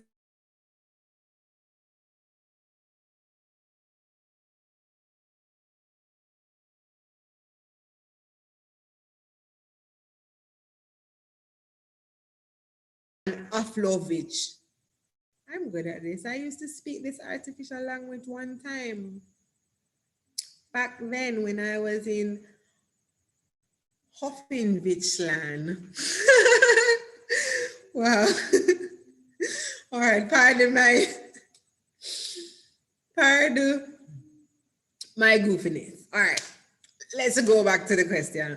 All right, so these words are Hoffinsvich, Rock Offlow, and Offlovich, right? So when I look at Hoffinsvich, I can say that the first part of the word, which is Hoffins, means big, and the latter part of the word, which is vich, means baby, baby. The second word, rock, means night, and offlow means cry. I'm concreting my analogy because of the last word. The last word says offlovich, and from the first word I would have seen where vich means baby, and now I'm seeing the word baby again, and I'm seeing vich again, so I can clearly say that the word vich means baby, and I'm seeing vich at the ending part of both of those two words, and in the translated word I'm seeing baby at the end of those two words. So I can clearly see that vich means baby. From the second word, which is rock offlow, I can see that offlow means cry. And in the last word, I can see that offlow also means cry. So it's safe to say that offlow means cry. So if I look back at the answers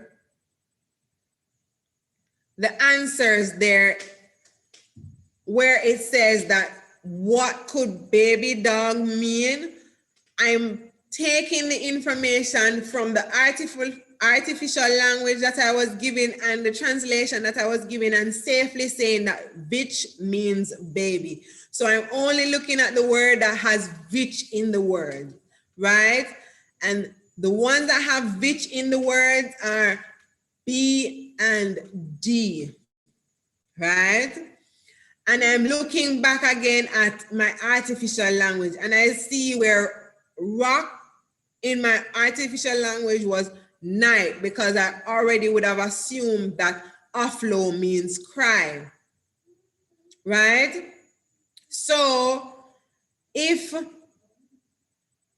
I am supposed to be choosing an answer there, I would have chose B, because bitch already means baby, and I'm assuming that lassico means dog. So my answer therefore is B. All right. I hope everybody is on the same page. Give me a second, please.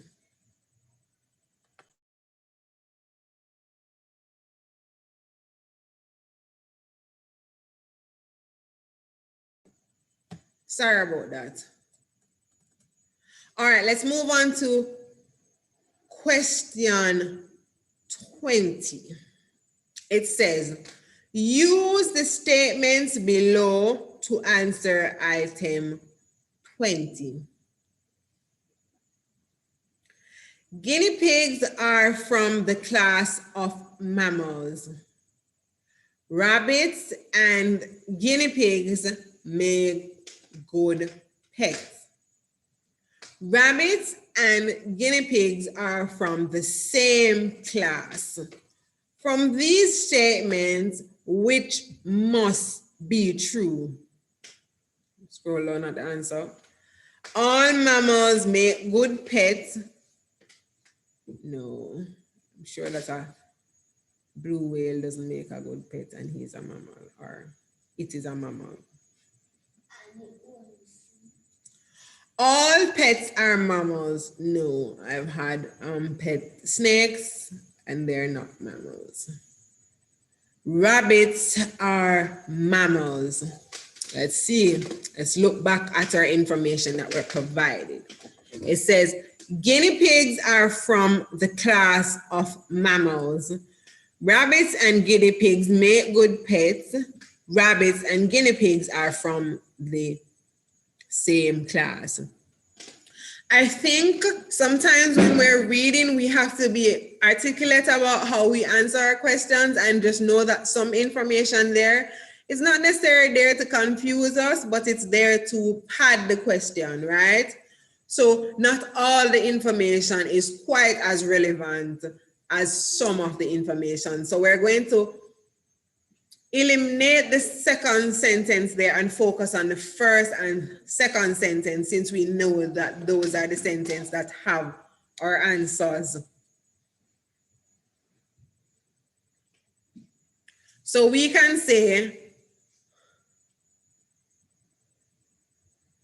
if guinea pigs are from the class of mammals and rabbits and guinea pigs are from the same class, then therefore it must be true that rabbits are mammals. Now that latter question, sorry, that latter answer, rabbits are guinea pigs, we know that rabbits are not guinea pigs. We definitely know that rabbits are not guinea pigs. They are different sets of animals. So the answer is C.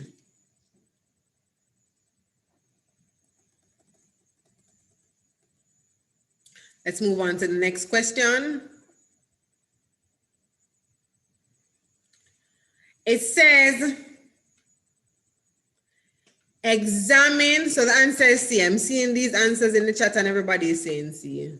Very good. Everybody is saying C. And everybody is saying rabbits are mammals. All right. So question 21 says, examine the pattern below. Figure 1 has 1 block. I'm going to give the students some time to examine the pattern before I start reasoning out the question. Let's look at the pattern closely. Let me look at the pattern closer too. So I'm looking at figure 1, figure 2, figure 3, figure 4.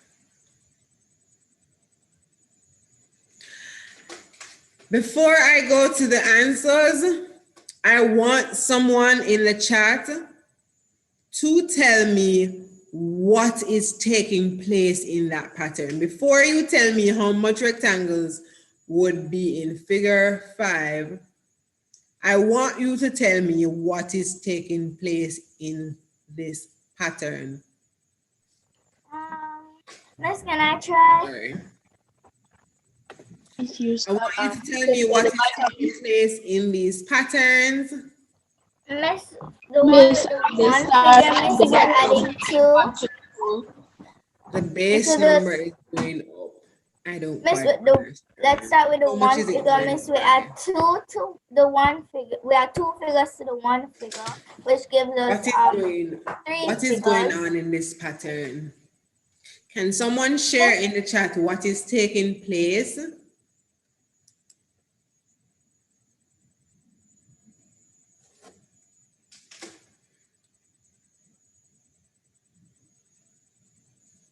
I'm looking for the information in the chat. Miss, for figure 1, we're adding 2 more figures to get to figure 2. And then we add 3 to get to figure 3.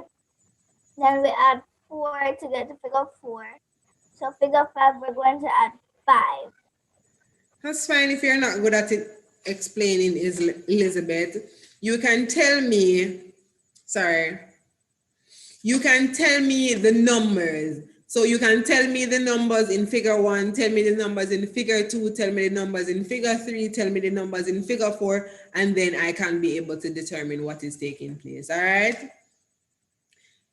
Can anybody else tell me what is taking place in the pattern? What do you see taking place? What is happening?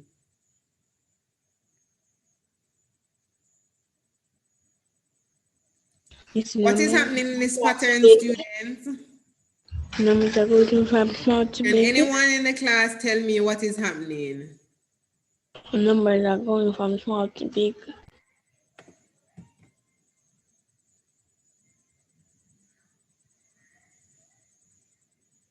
Can anyone in the class tell me what is happening?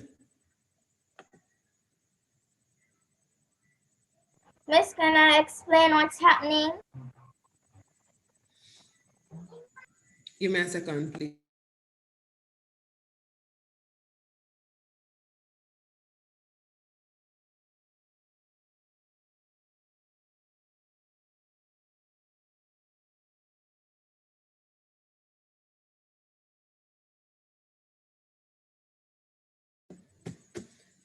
Sorry about that. I'm still not seeing in the chat.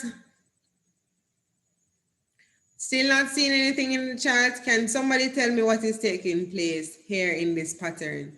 Then I can't take the answers then. Because if you can't tell me what is taking place in the pattern, then how did you arrive at your answer? Miss, can I tell you? Miss is Right? going to take long to I want type. you to tell me what is taking place in this pattern. If you're not able to explain, tell me how many rectangles are you seeing in figure 1? How many rectangles are you seeing in figure 2? How many rectangles are you seeing in figure 3? How many rectangles are you seeing in figure 4? And how many rectangles are you going to see in figure 5? The numbers are going from small to largest. Yes, I'm aware, but I want to know what is the Miss, for specific figure, pattern. Miss, Yes. what Miss on? Yes, there. Small. Miss, Figure 1 is smaller, clearly smaller than figure 2. Figure 2 is clearly smaller than figure 3. That's very good. Figure 3 is clearly smaller than figure 4. And figure 4 is going to be smaller than figure 5, right? But what is taking place?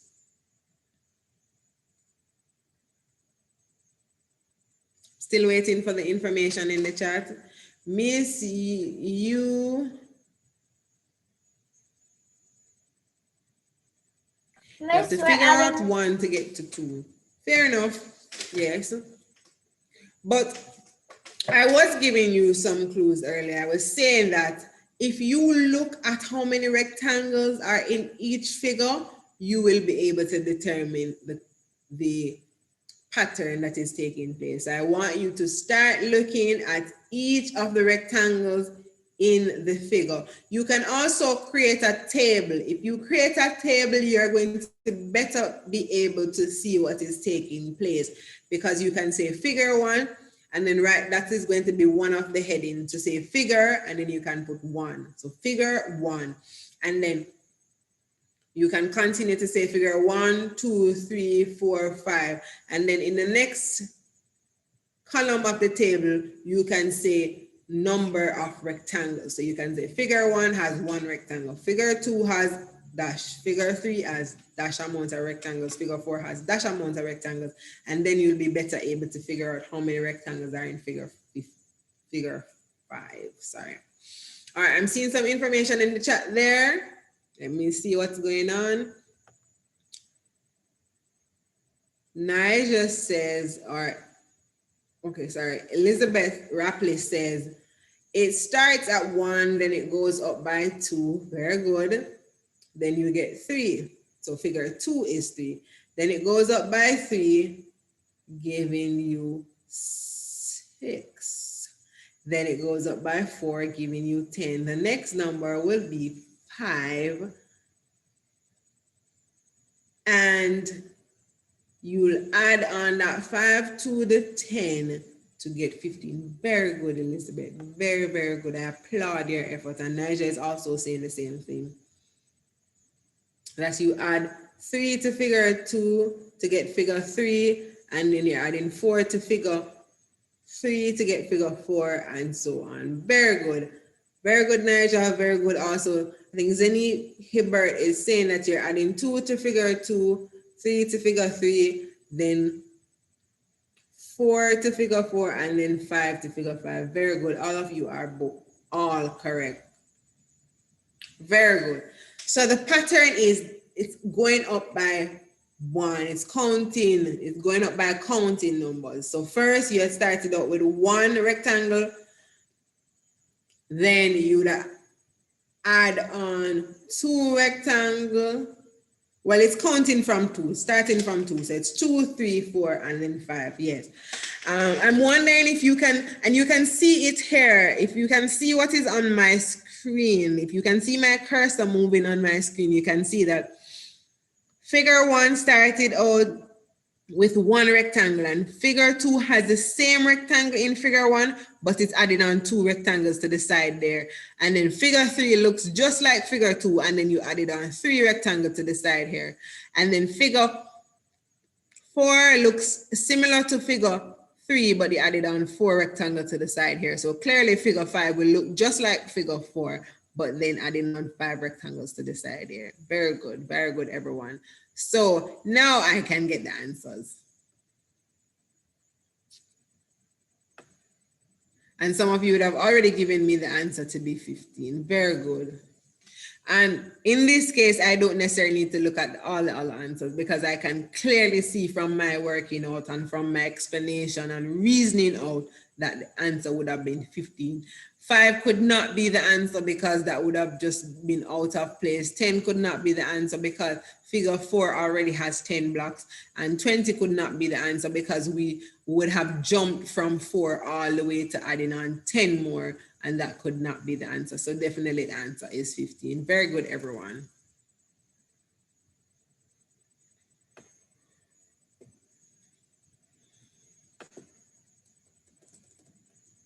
Moving on to question 22. And as usual, we are at our 2-hour mark.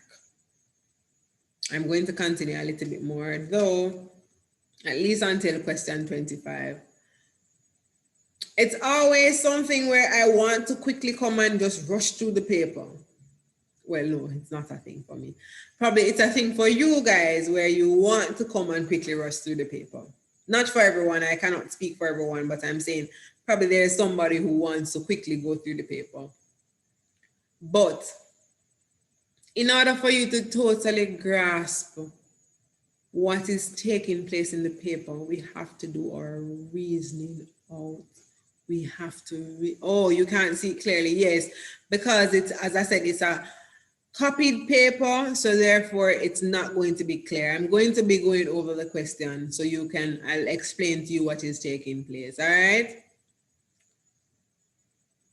I can also annote and draw back these lines here. I'm going to be annoting and drawing back these lines here so you can, oh boy, I would rather not annote. All right, I think I can use a line tool. Yes, I think I can use the line tool and draw out the lines here. All right.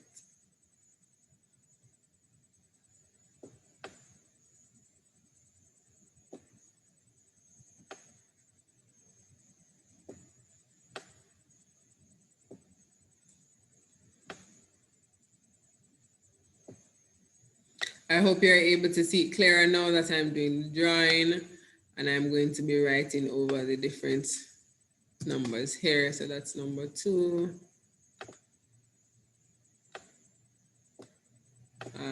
And this is a car here.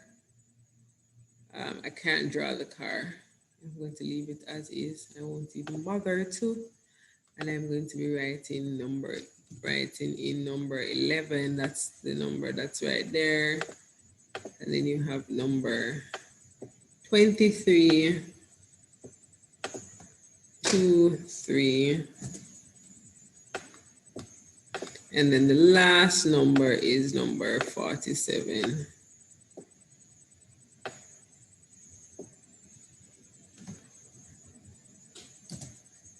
All right, before I jump into this question, I'm going to go back to question 21 to explain, to show you what I was trying to show you before with the table. Oh, wow. If I move, the annotation comes off the screen. I can't do that as yet. All right. Once I'm finished with the annotation, I can probably go back to 21. Why not? But I can just draw the table here to let you know what I was talking about, even though it's relating to question 21.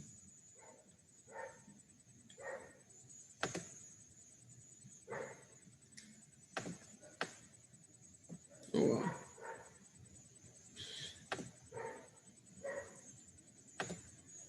All right, I'm gonna just, this information that I'm writing down here, this is not related to question 22, it's related to question 21, but I wanted to just show what I was referring to for question 21.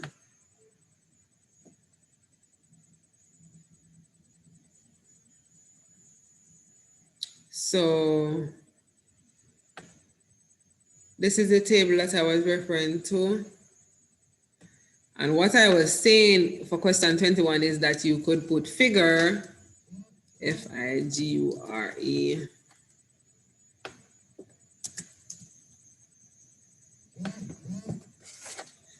F-I-G-U-R-E, so it could be figure, S, figures. So that could have been one of the titles in that tab there, and you could have another tab that says, let me go for my number sign. Wow. All right, I'm gonna put NO instead. I'm not able to find my number sign at this moment. Number of rectangles. I'm gonna put rec for rectangles just for shortening.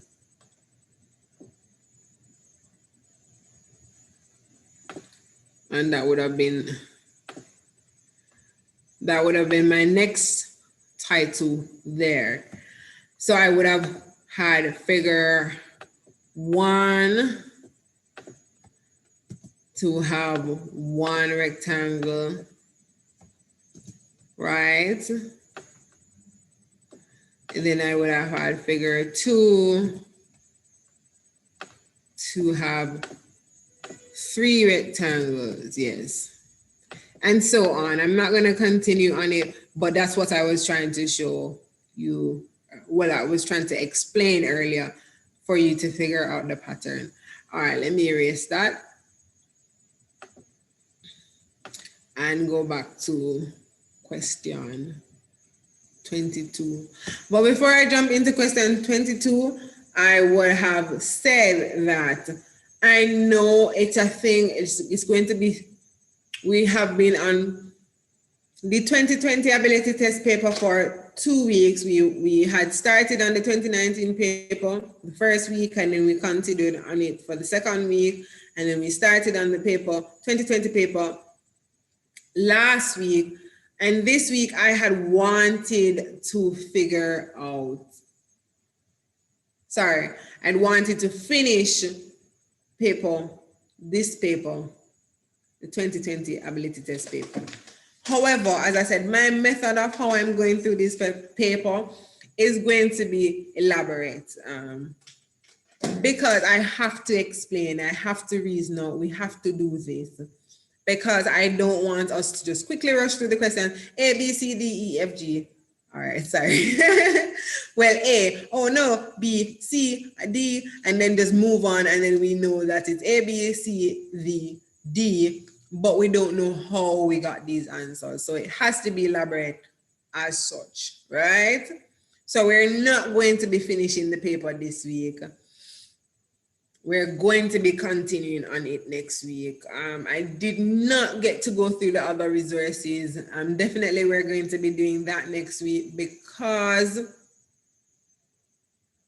I'm sure that we'll be able to finish those remaining 18 questions. I'm going to finish at 22 today. These remaining 18 questions, we should be able to finish them next week and move into the other resources. This week, I had said that I wanted to go back on the Study Other website. I am going to do such. I am going to go on the Study Other website. I won't be able to stay as long as I would have expected to, but I'm still going to go on the website nonetheless.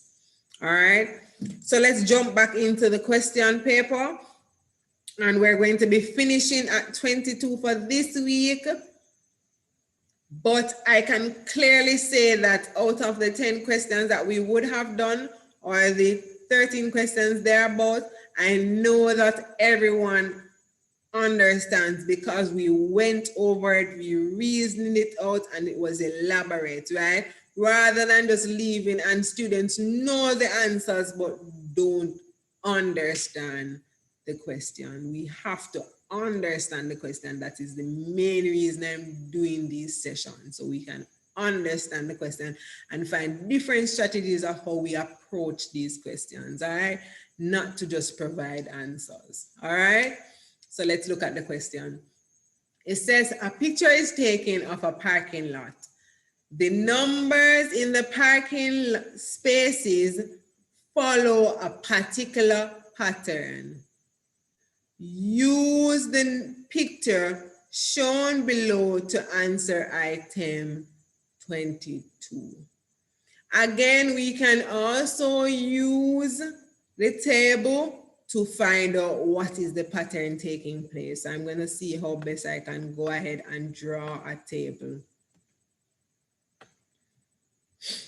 And this is a problem solving strategy. For those who attend my private classes, would know all about these problem solving strategies of using a table to solve our problem.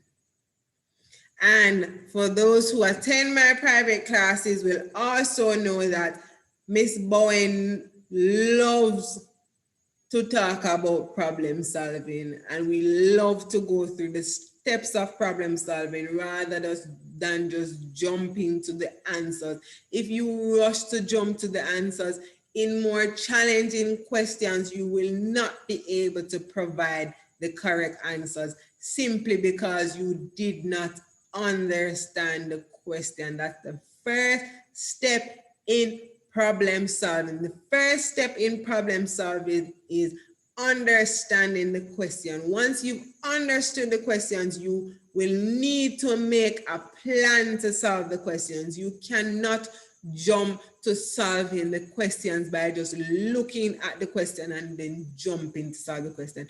In more challenging questions, you're going to get confused.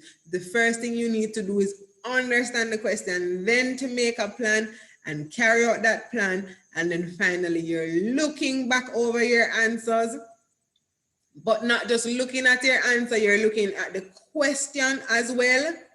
So you can see if the question matches the answer that you gave. All right.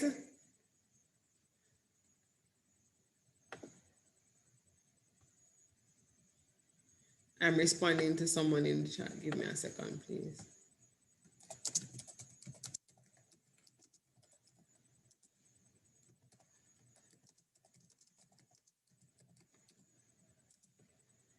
All right, so let's go back to the question. And the first thing we're going to do is understand the question. So it says a picture is taken of a parking lot. Let me start processing that information. The numbers in the parking lot follow a particular pattern. So they're not just random numbers, but they follow a particular pattern. And we're going to use the image, and that's also a problem solving strategy of drawing a picture, but this picture was already drawn for us. And we are going to use this picture to answer the question. All right, let's look at the pattern that's taking place. So I can say the parking space, I can use that as one of my titles. And I can say parking, or I can put P for shortening, space. So that's one of my titles, parking space. I can say parking space 1. Let me complete my table.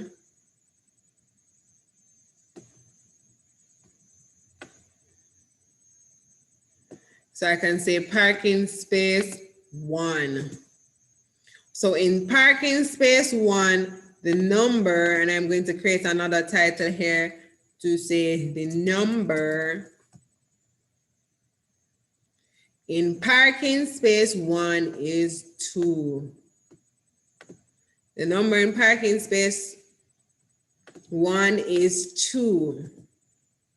All right. So if there's 2 in parking space 1, I don't know what number is in parking space 2 because the car is blocking that number. So for now, I'm going to put a number sign. So in parking space 2, there's a number sign for this moment until we figure out what's the number in parking space 2. So I'm going to put a question sign there. I'm going to draw my other rows.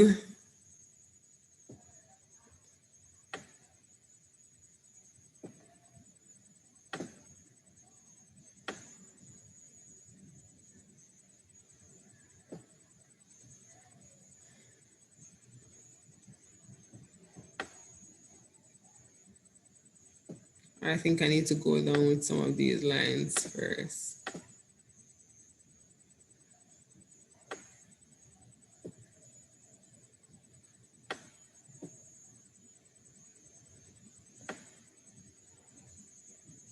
And now I can draw my horizontal line across. Not looking at the answers as yet in the chat. I'm reasoning out the question first. And I'm actually making a plan, and the plan that I've made is to draw a table. So I'm carrying out my plan to draw the table. Let's look at parking space 3. So the number in parking space 3 is 11. I'm going to put that there.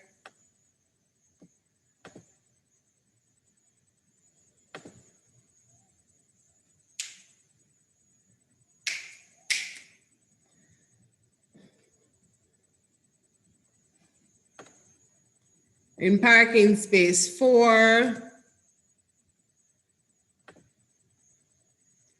the number that's there is 23. And in parking space 5, the number that's there is 47.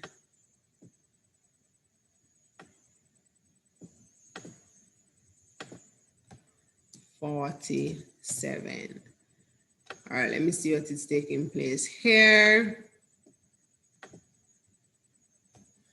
All right, so I can clearly say, and I can create another column so I can see what is taking place. I'm going to create another column here.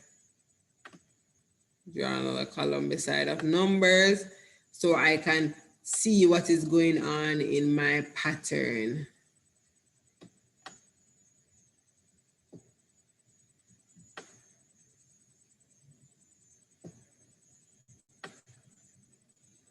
I'm not going to put a title as yet in that column because I'm not sure what I want my title to be. So I'm going to leave it blank, but I'm going to be drawing the rows here and then deciphering what is in my column. Sorry, what is in my table. All right, so if I'm supposed to leave from 2, I'm jumping to a number that I don't know as yet, but knowing that after that number, I'm going to jump to 11. Let me see what is taking place. And then from 11, I'm jumping to 23. And then from 23, I'm jumping to 47.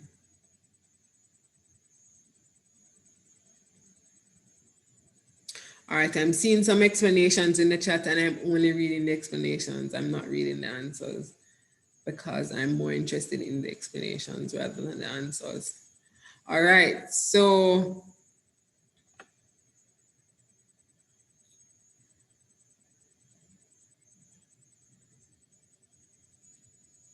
Miss English, I'm not able to pronounce your name clearly and I don't want to make a mistake. Oh, that is what you wanted to explain to me. All right, let's see. So the pattern is 3. The pattern is 2 plus 3 equals 5. And 5 plus 6 equal 11. And 11 plus 12 equals 23. And 23 plus 24 equals 47. I'm not quite seeing the pattern there though, because how did you get 3? Why did you add 3? Why did you add 6? Why did you add 12? And why did you add 24? It says the pattern is that the number that comes after each number you add to get each number, and also the answer is 5. I think I'm seeing the answer there, but the explanation doesn't really match the answer. And I think that's why you wanted to speak verbally rather than typing, because sometimes it's not easy to explain why. Miss, I also typed in an explanation. Why it is important though to explain while typing. So we know that for the PEP examination, there is the ability test, there's the performance task, and the curriculum-based test. For the ability test and the curriculum-based test, you see the answer on the paper because it's multiple choice. For the performance task, however, you won't see the answer on the paper. These are short answer questions or essay type questions. You have to type your explanation or you have to write your explanation. So therefore, you need to be on point with your explanations. You need to know why you're getting your answers, because if you're not able to clearly explain how you got your answers, you're going to have a challenge in the performance task examination, because it's going to require that you do that. For some of the questions, and we're going to be looking at those questions going forward in our preparation, for some of these questions, they're going to literally ask you, explain how you got your answer. Now, even if you got your answer and you're not able to explain, you will lose that marks for the explanation because you're not able to explain how you got your answer. And that's what the PEP is all. I think that's the part that scares us most, because we can get our answers, but we can't explain how we got our answers. And that's what PEP requires from us, not just to recall and recognize, but to make concrete conclusions and to explain how we got our answer. All right. Our student is saying that I should read her explanation. I'm going to go up a little bit more.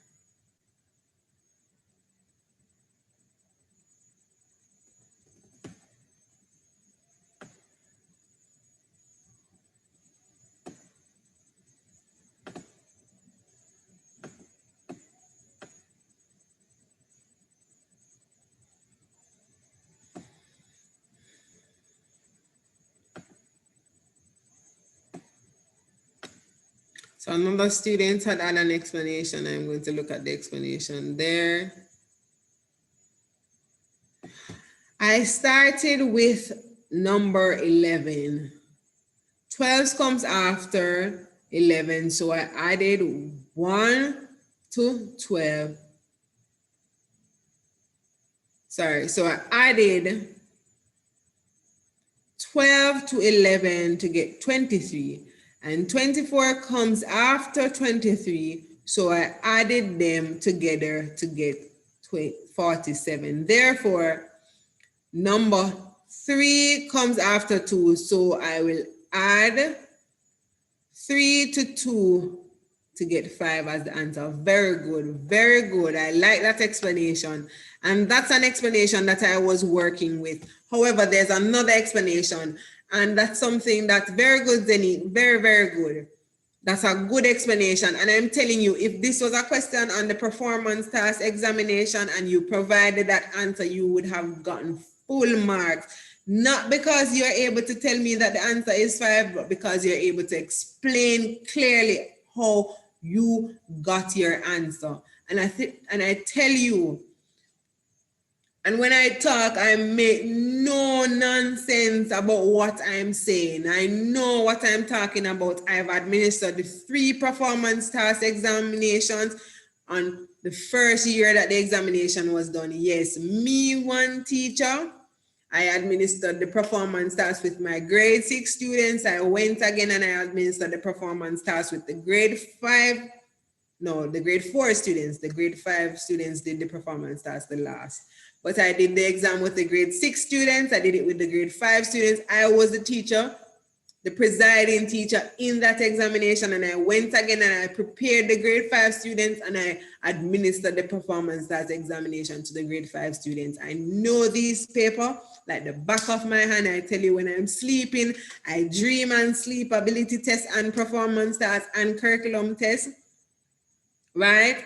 So curriculum-based test, sorry. So I know what I'm talking about. Further than that, I create my own questions. I have my own performance task booklet, my own ability test booklet, my own curriculum-based booklet. I'm in the process of finishing editing the ability test booklet that I'm publishing.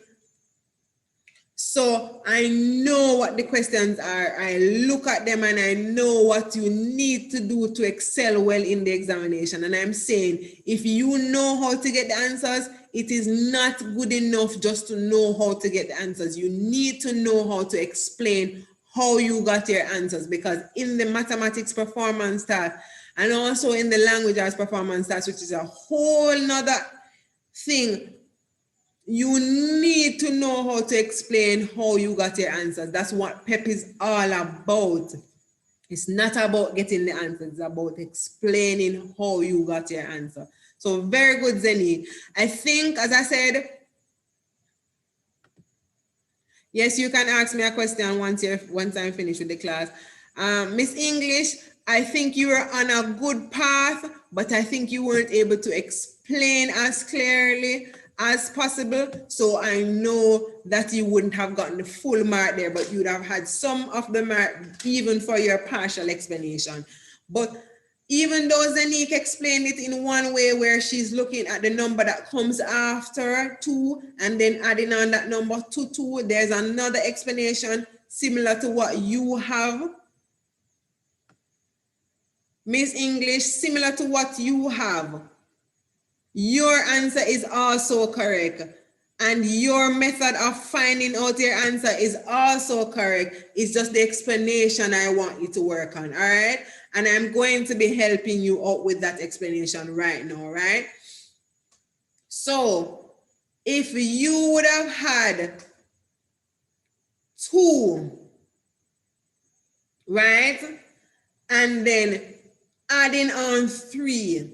And then after you get the 5, you add on 6. And then after you get the 11, you add 12. And then after you get the 23, you'll add the 24. I want you to see what is taking place in that pattern. I'm going to be using my table to demonstrate, right? I'm not going to put in the title as yet, but I'm going to go ahead and say that if you see that you have 2 here, right? You can add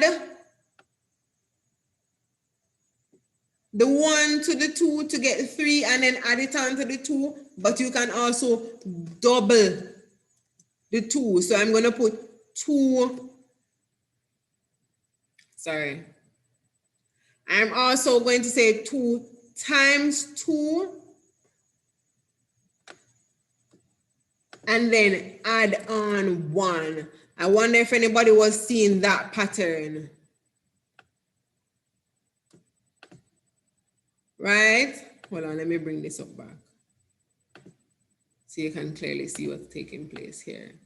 So you can have the 2 and then multiply that 2 by 2 and then add 1. So you still get your 5 there for the second term, right? Did anybody see that? Not also that, but you can, if you're adding on 3, if you add on 3, Miss English, if you add on 3, how you got to 6 was that you doubled the 3. So you add 3 first, double the 3, add 6, double the 6, then you get 12, then you add on that 12, then you double the 12, and then you got 24, and then you can add on that 24. So that's something that you could have explained more about. So your answer is correct. You know, you got an answer, but the explanation part, that's what I wanted you to work on. So how you got the 3? I'm not sure how you got the 3. That's the only part where I'm wondering how you got the 3. But I can clearly see that after you have 3, you can double the 3 and you get 6, and then you double the 6 and you get 12, and then you double the 12 and get 24. So that's something that you can add in your explanation. All right. What I did to get my answer was simply what I'm showing you on the screen. So if I get that first number in the parking space and I multiply that number by 2, I would have gotten 4, and then I add 1 to the 4 to get 5, right? When I get the 5 now, I'm going to put the 5 here. I'm going to also multiply the 5 by 2. So I'm actually not doubling, I'm actually just multiplying by 2. So after I multiply the 5 by 2, I'll get 10, and then again, I'll add my 1. And that's how I got my 11. I'm not sure if anybody saw that. That's how I'm getting my pattern thus far. All right.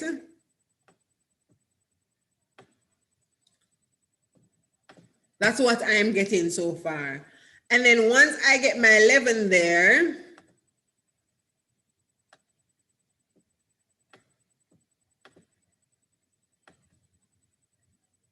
so that's 5.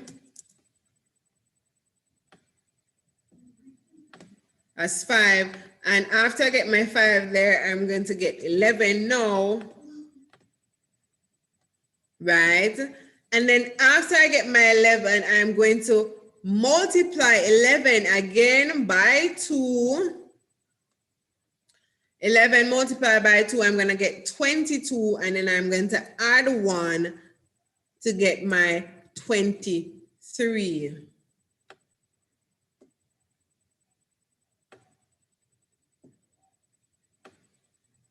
So that's what I did. I think I need to make my space a bit bigger there. So that's how I got my 23, but I'm not going to do that at the moment simply because of time constraints. I'm sure everybody can be following and seeing what's going on there.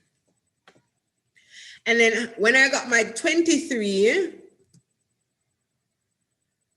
I multiplied again by 2, and I would have 46, and then I'm going to add my 1 there.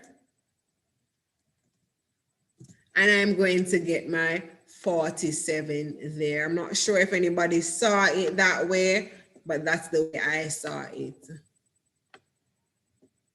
Can't hold in the space, it's gonna be there outside.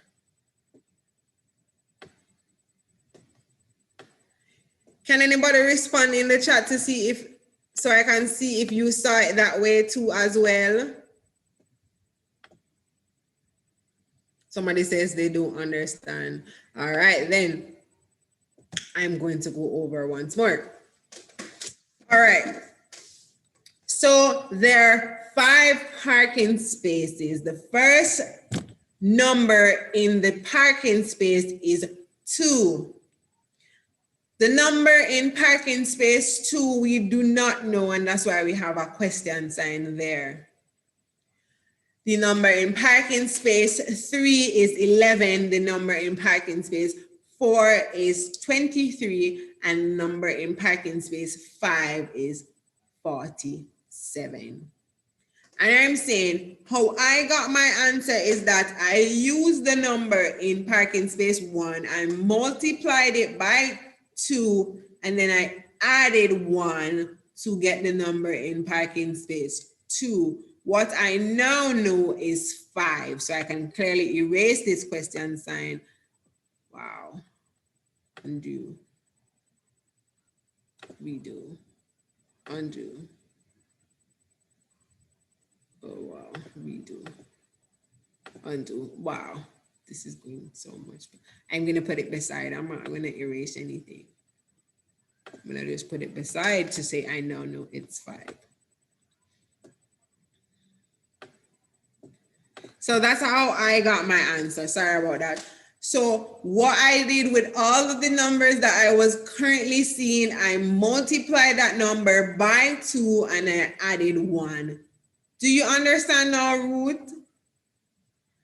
So I multiplied 2 by 2, that's 4, and then I add 1, and then that's 5. That's how I found the missing number. Yes, very good.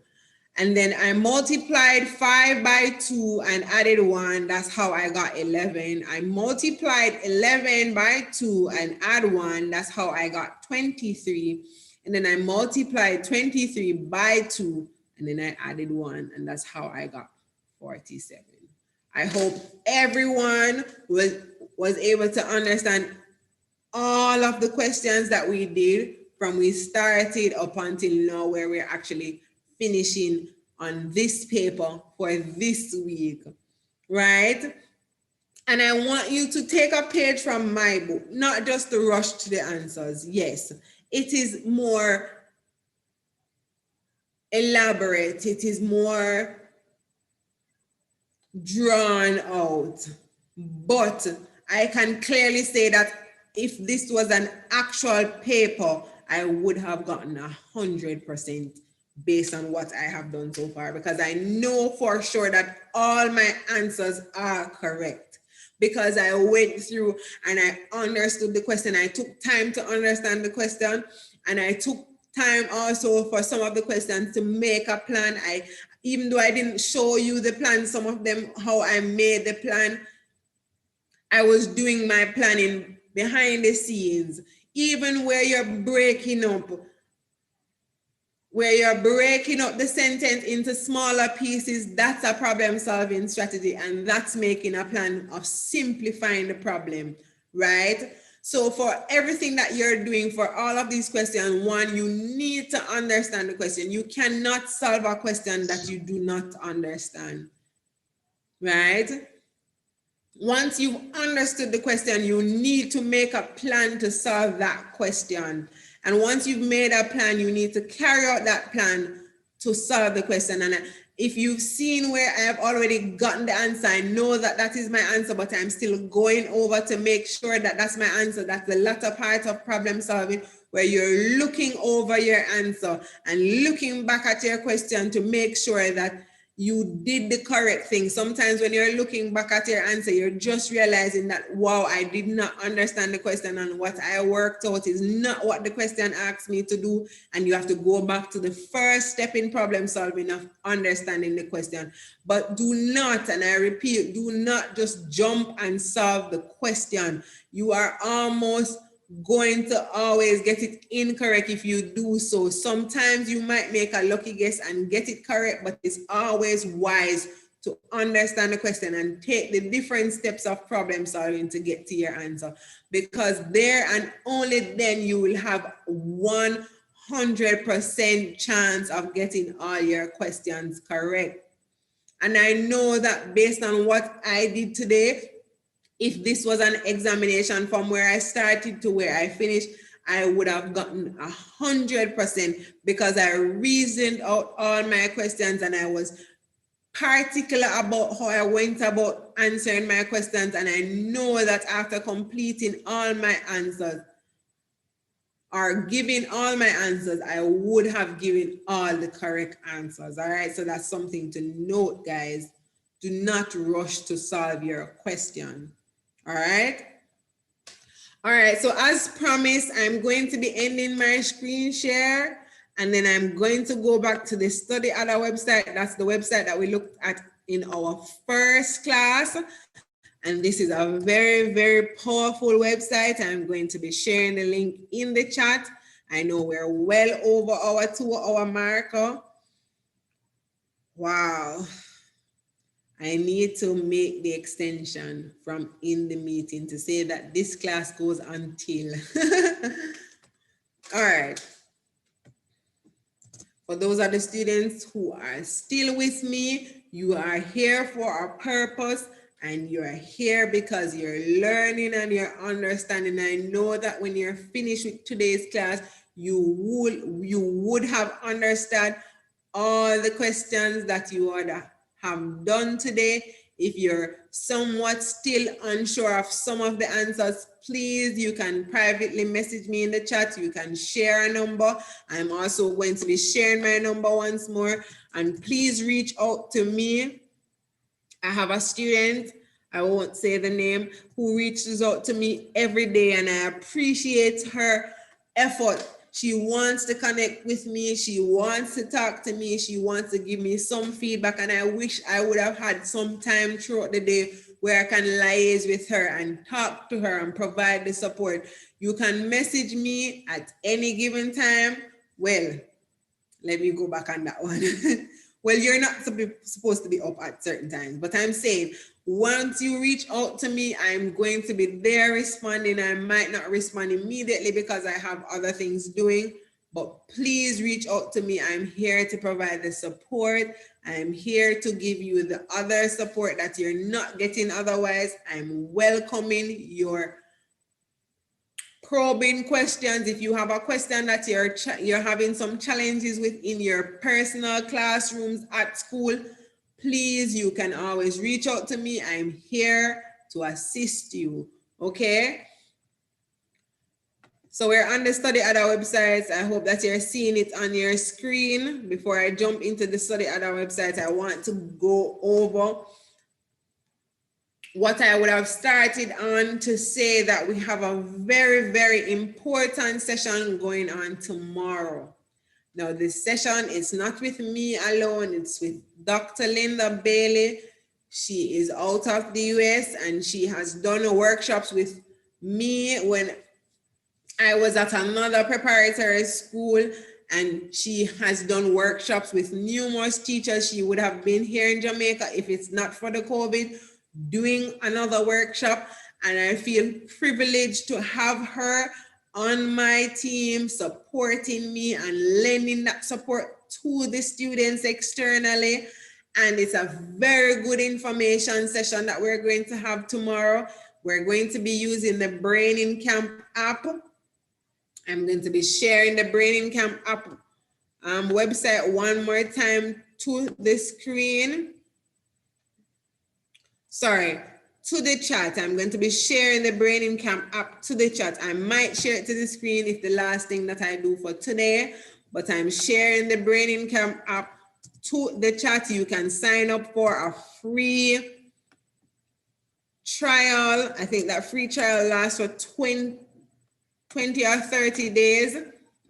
Sorry, I think it's 30 days. And it's a very good, I've had students who were working on the Brain in Camp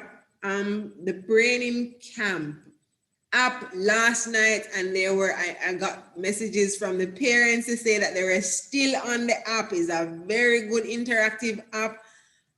It shows you how to use your base 10 blocks. It shows you how to use your clocks. It shows you how to use the number line. It has so much resources that I think everyone needs to be utilizing, all right?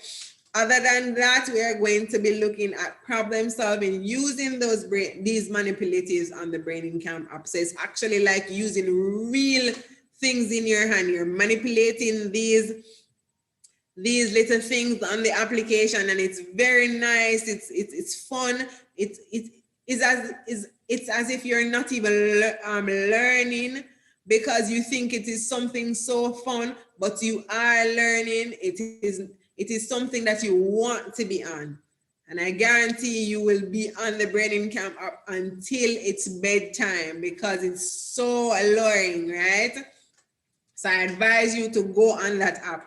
Also, I will be doing something that I think a lot of students and a lot of teachers are having struggle with. I will be providing assistance with pre-writing.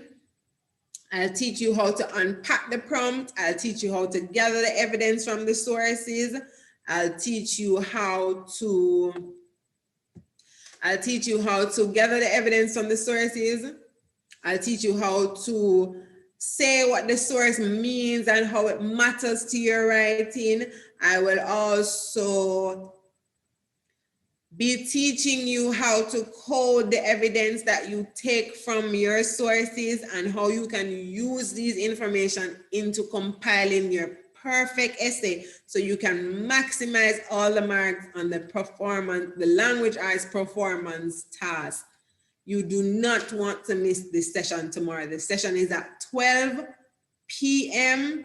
and it continues to 2 p.m. From 12 to 2, it's 2 hours of your day. I know that whatever that you have doing tomorrow for those 2 hours, you can really put that aside and tune in to what we have here because it's for your own benefit. And all of this is free of cost. You do not want to miss this session tomorrow. All right. I'll also be showing you how to draft up your introduction with all the features of the introduction. I'll show you how to write a perfect body with all the features of the body and how to write a conclusion with all the features of the conclusion. As usual, Miss Bowen does not know time when she's teaching and I might go over, but I want you to still tune in because the information is going to be so fruitful and this is information you would not have access to otherwise. Please join our YouTube channel tomorrow and get the information, all right? With no further ado, let me jump back to the study at our website. I'm going to be sharing the study at our website to the chat.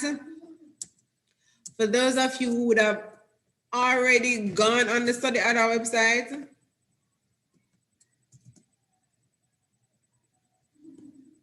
the meeting is at 12 p.m. tomorrow. 12 p.m. Put it in on your calendar, set an alarm. You do not want to miss this meeting, all right? Very, very informative. And it's not just me alone. As I said, Dr. Linda Bailey, very established, and she's lending her support and she knows what she's about. She was with. So this session is not going to be the session like what we have now where it's open to the general public. It's going to be more tailored where it's only 6 students. I was only able to choose 6 students because we want to use up these manipulatives, but still you can join from the YouTube channel and it's just going to be the same energy that's going to be in the classroom and it's going to be just as interactive, right? And as I said, I'm going to be sharing my password and username for the Brain in Camp app where you're able to go on and log in probably further towards the latter part of the presentation and you can see how these manipulatives are being used and you can also try them out yourself, all right? Let's jump back to the Brain in Camp app. Sorry, the study at our website. I'm so Brain in Camp right now.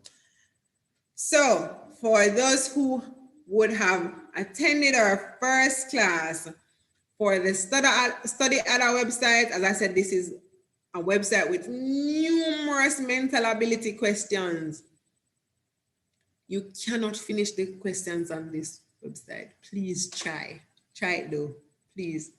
All right, so you can access the 6th grade mental ability test from the top part. You're seeing that 6 jumping there, 6 jumping. You can, and it's highlighted in orange. You can click on that 6 and you'll get to the 6th grade mental ability questions. You can also scroll down all the way to the bottom. Let me move my chat here.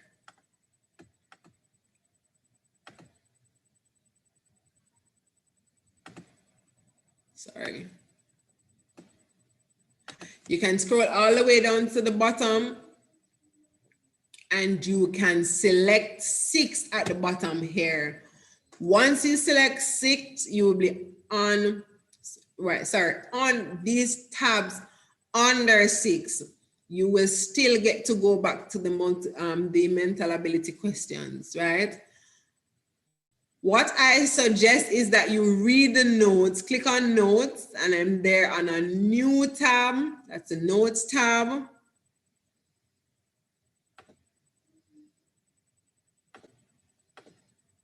That's the notes tab. And then you can scroll all the way down and then you'll see mental ability. Click on mental ability. Once you click on mental ability, you will be where the mental ability notes are located. And these are the various chapters or the various topics of the mental ability question bank. Now, for instance, I want to read something on direction sense test. I can click on direction sense test and I see the notes coming up there. I'm scrolling down and I have two notes here. I have a note on direction test and I have a note on direction sense test. I am going to read the one on direction test. So I'm going to click read now. I go down on read now and that's notes. And let me repeat what I was saying on my first class. I was saying that the ministry can only bring a certain amount of questions. They're not creating these question sets. They have already existed long before we decided to do PEP. We were doing mental ability from the common entrance. I think your parents would have done common entrance. Some of you whose parents are a bit older. So from then, we were accustomed to mental ability and other places all over the world are doing mental ability exams. This is an Indian website. So we can see that these questions are not new, right? It can only come, I'm gonna go back. These mental ability questions can only come from a certain amount of topic, and I'm glad that we got extra time, we got an additional month, so all of us should go into the exam prepared. Now, the questions can only come from a set of questions, and you've seen the two past papers and see that the ministry is not doing anything out of the norm. In our other class, when I wrap up on the 2020 paper, I'm going to be telling you the format of how the exam comes. And I'm saying the format for 2021 is going to be the same as the format for 2020 and the 2019 paper. I already know what the format is because I've created questions from these papers. I've created a mimic of these papers, so I know what the questions will look like. And next week, we're going to be breaking down these two past papers in more details, and we're going to be looking at questions specifically from these past papers, these same questions, and we're going to be looking at numerous questions from these past papers, just to show you how they have compiled these questions. At the end of our sessions, every child who attends all these sessions will get 100%. I am guaranteeing that you will know what the ministry will bring on the exam. And when the paper comes on March the 25th, you will smile because you know what to do and you will not have an issue, all right?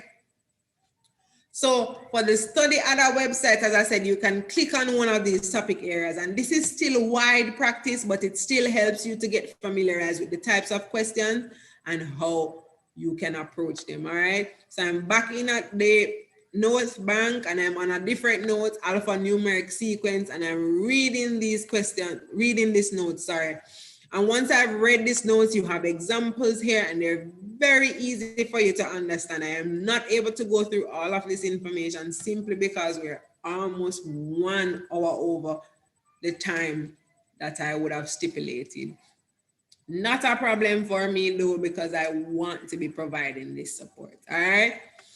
Once we're finished with reading our notes, read our notes, read our notes, read our notes, and look at all the different ways. Once you're finished with the notes, I can guarantee the ministry cannot bring a question that you're not going to be able to answer.